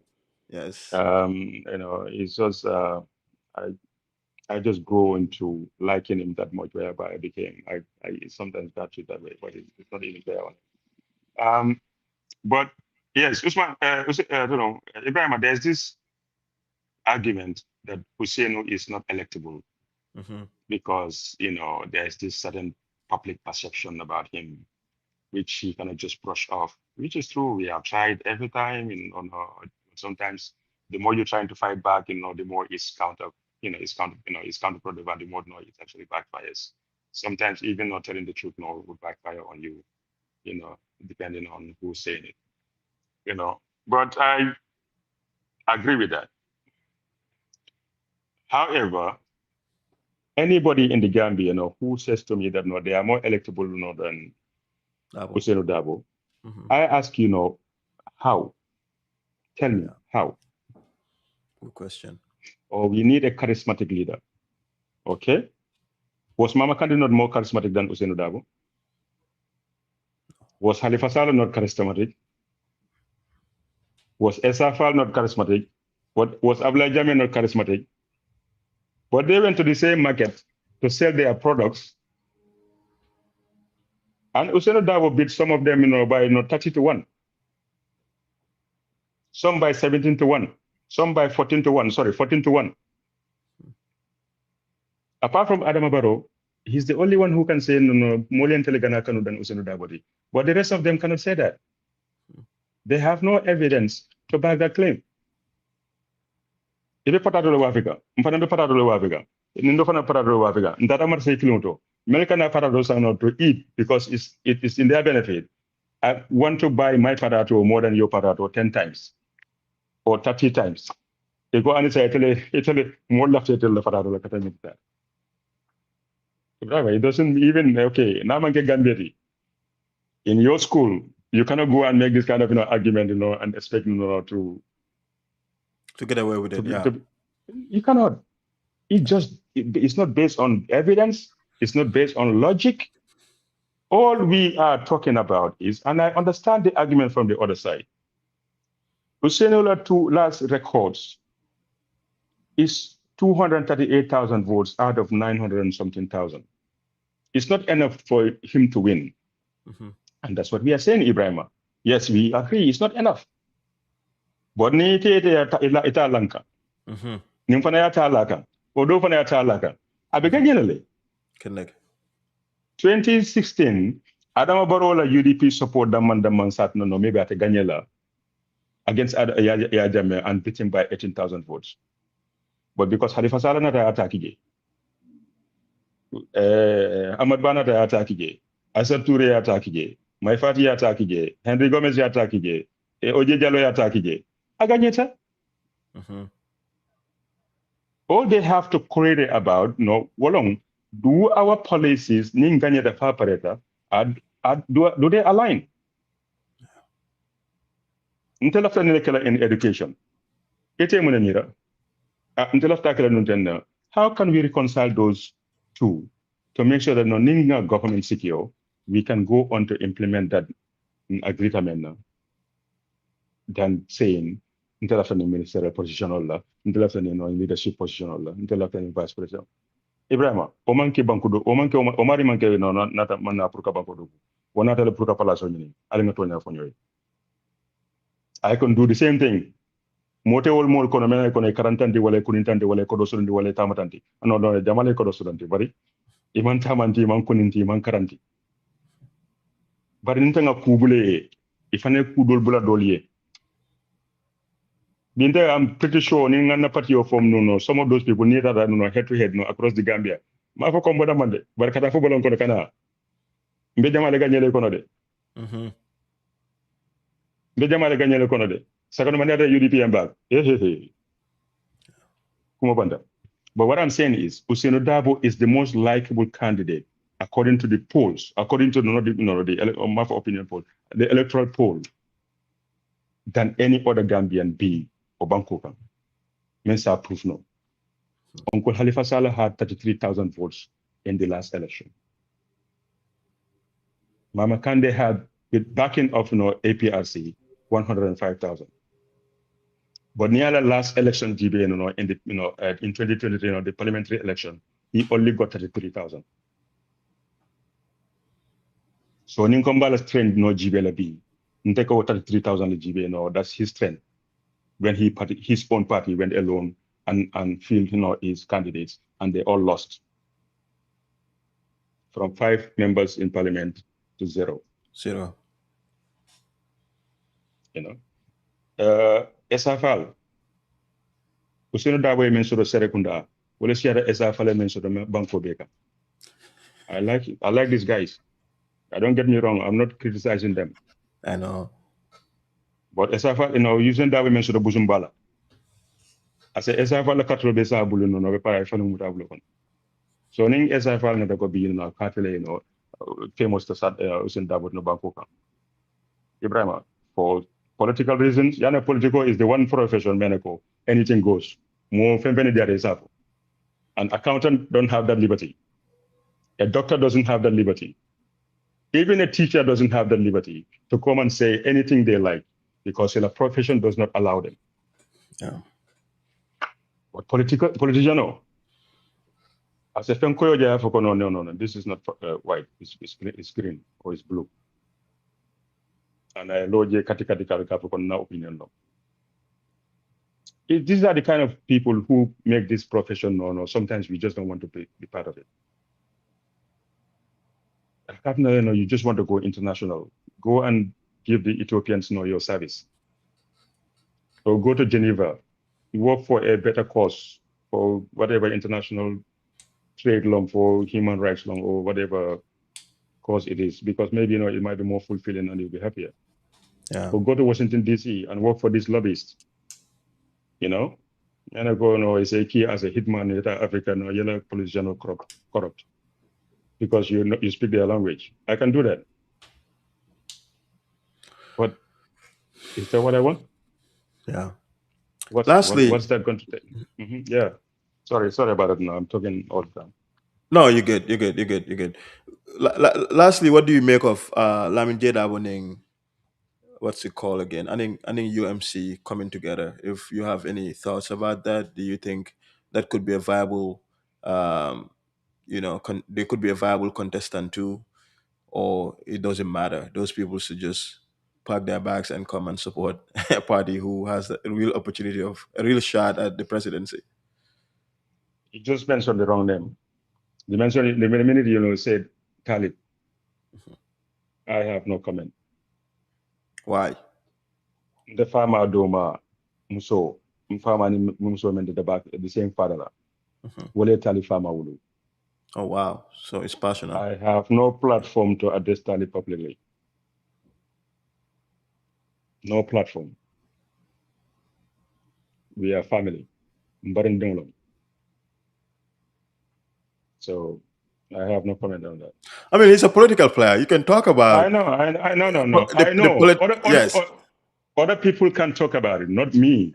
Okay. The question is fair. I'm not saying that your question is fair, No, I but know.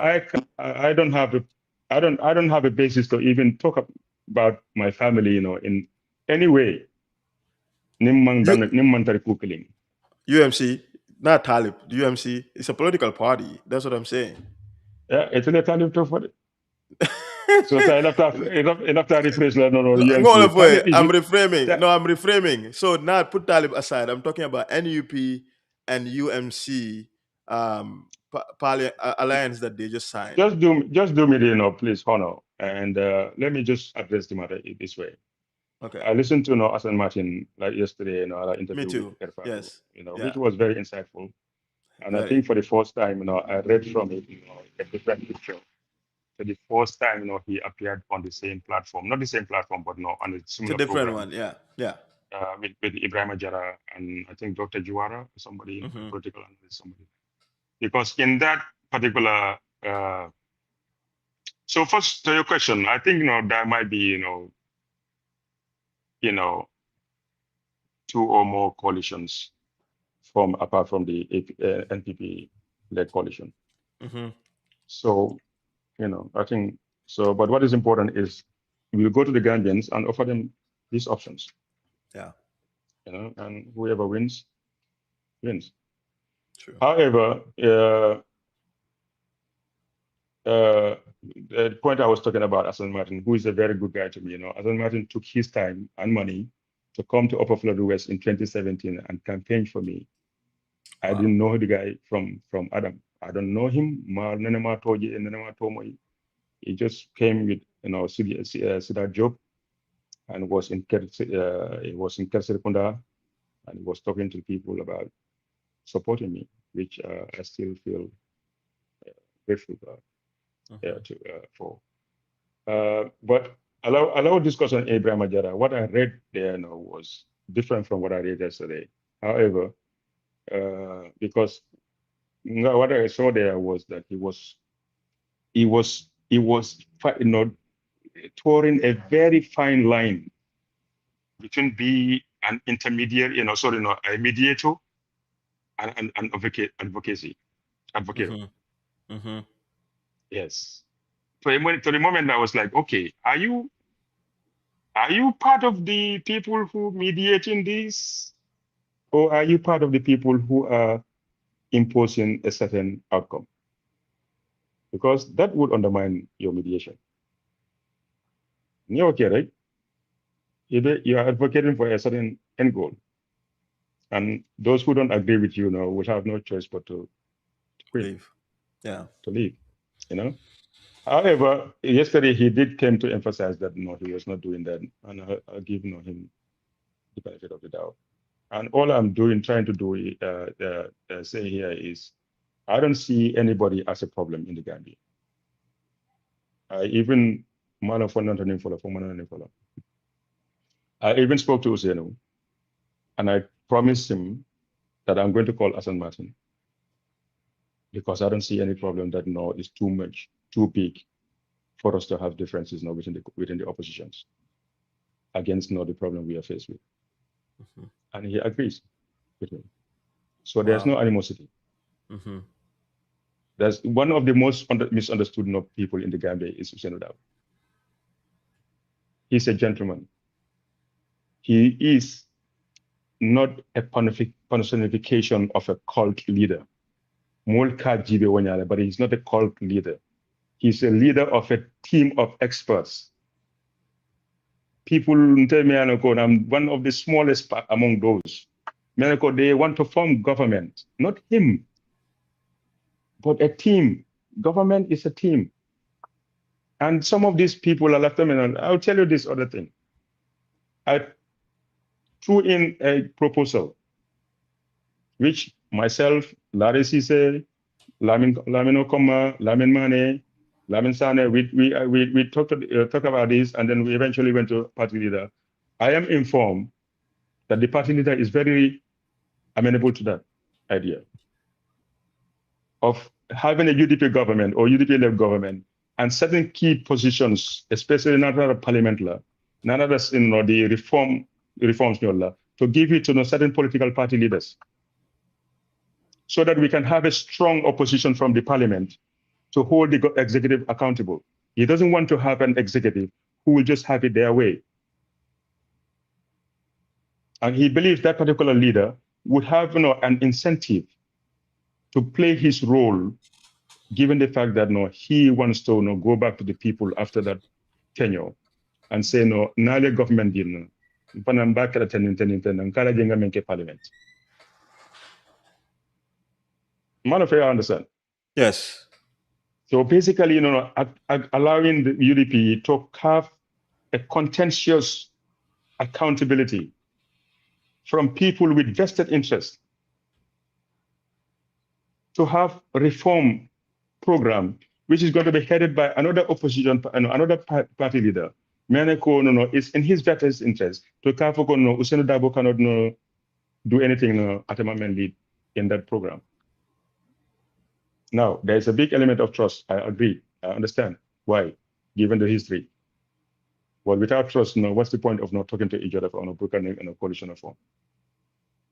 You just have to trust, that if we don't overcome that trust problem, there's no point talking to each other, because you don't trust me, I don't trust you, with this model, I don't trust it will work. With this model, I don't trust. So what do we do? Definitely, in this country, a UDP-led government can be successful.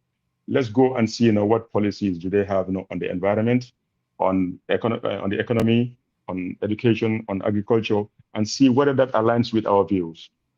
And then we form a government and serve the Gambian people. Because Gambian will come as a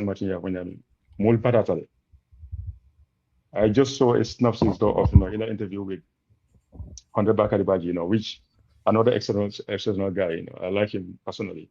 Mm-hmm. But he's living a different world. No, honestly, Ibrahim, I don't blame these people. Mm-hmm. If you were in the Gambia today, Ibrahim, you are appointed minister, you will samanda, you ku fesania, Gioma monkey, Kurama monkey la bungono, because then Kuram father generator will come on. Yada some of kono ifa with all kinds of on the table. Ibe funti la bungono fanga ka bunda ile, ite buka bunda me bulola no. Bitala moto kono, yater no moto drive for motor relante. For motor relante, air conditioners, to the temperature that you are comfortable with is maintained. Yadum momoto koneta office auto no yesa be kumale no momo ndi vitamita la salute la. Ibrahim, you will live a different world.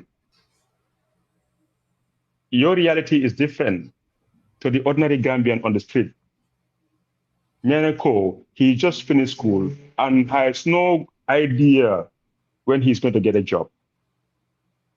If I'm Jambi, we are picking and choosing jobs that suits us, Yeah. not because we are desperate. No.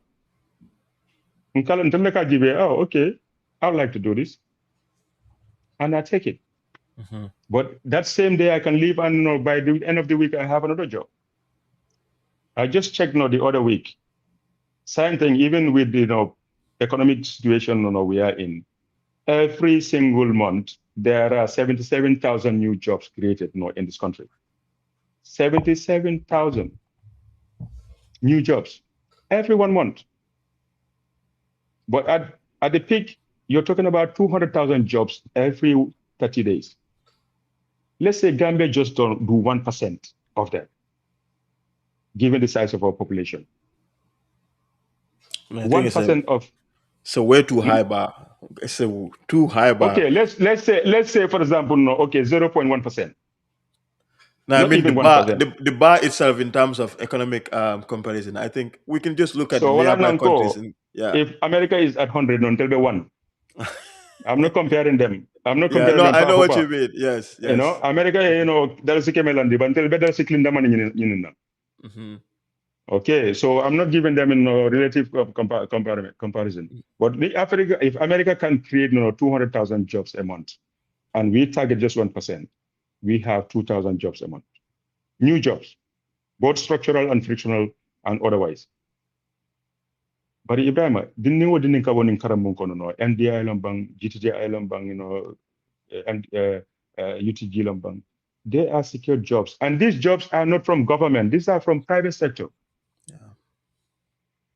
International naman doko government. For international doko government. Yes, maybe you tell any project or something it's government. I think For it's public TRC health. that TRC that's all. Or for Yeah, no, Squasa maybe Wasakunda. America janama. In any Yeah, doko no, government. no, no, never. You can live and die here. You never work for government Yeah. because government is not an employer. It's not supposed to be. It's just have the right team of technicians, who come and make sure regulations are adhered to and implemented accordingly. All you do is regulate. The private sector should be that engine of employment, of economic growth, of trade, of tax payments. Okay. So to your point, sorry, without going through because Kachamita, um, in Tanzania, Gambia, we have an opportunity, as we always do, part the constitution, that we have a reset button to press. It's up to us to press it or to let it slide. But another 5 years of this same, the increasing crime rate, the economic hardship, the prostitutions, the migration, illegal migration, Ibrahim, is only a matter of time. It's only a matter of time. And not to talk about our sovereignty, where every strategic asset that we have is now under the control of a foreign interest. If it's only a matter of time, whereby I'm not even going to say this with a smile, with comfort. We would have hoped that Ngayaja Melaman Sakunda Abula na Afambulu na see, because at least we have a sovereignty. We have a sovereign nation. Because with this, we don't have a state, we don't have a home, we don't have a nation.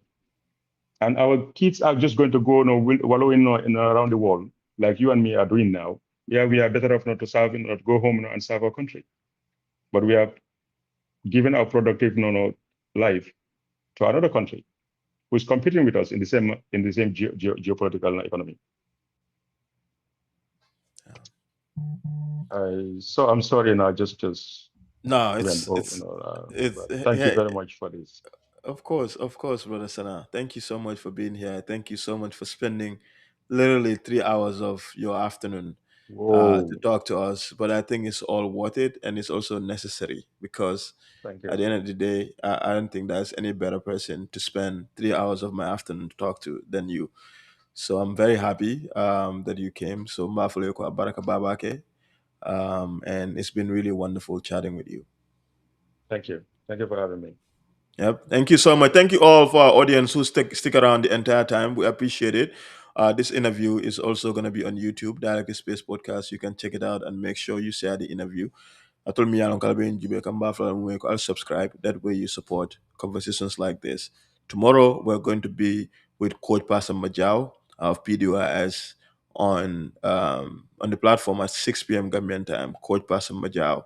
Natal Bekachala Soma Bantabato. Hopefully we'll have Madi Jabate also join us. But join Malmo and I tomorrow Ning Alasand. Mafla Beko, happy Friday, and I look forward to seeing you all. Have a good night.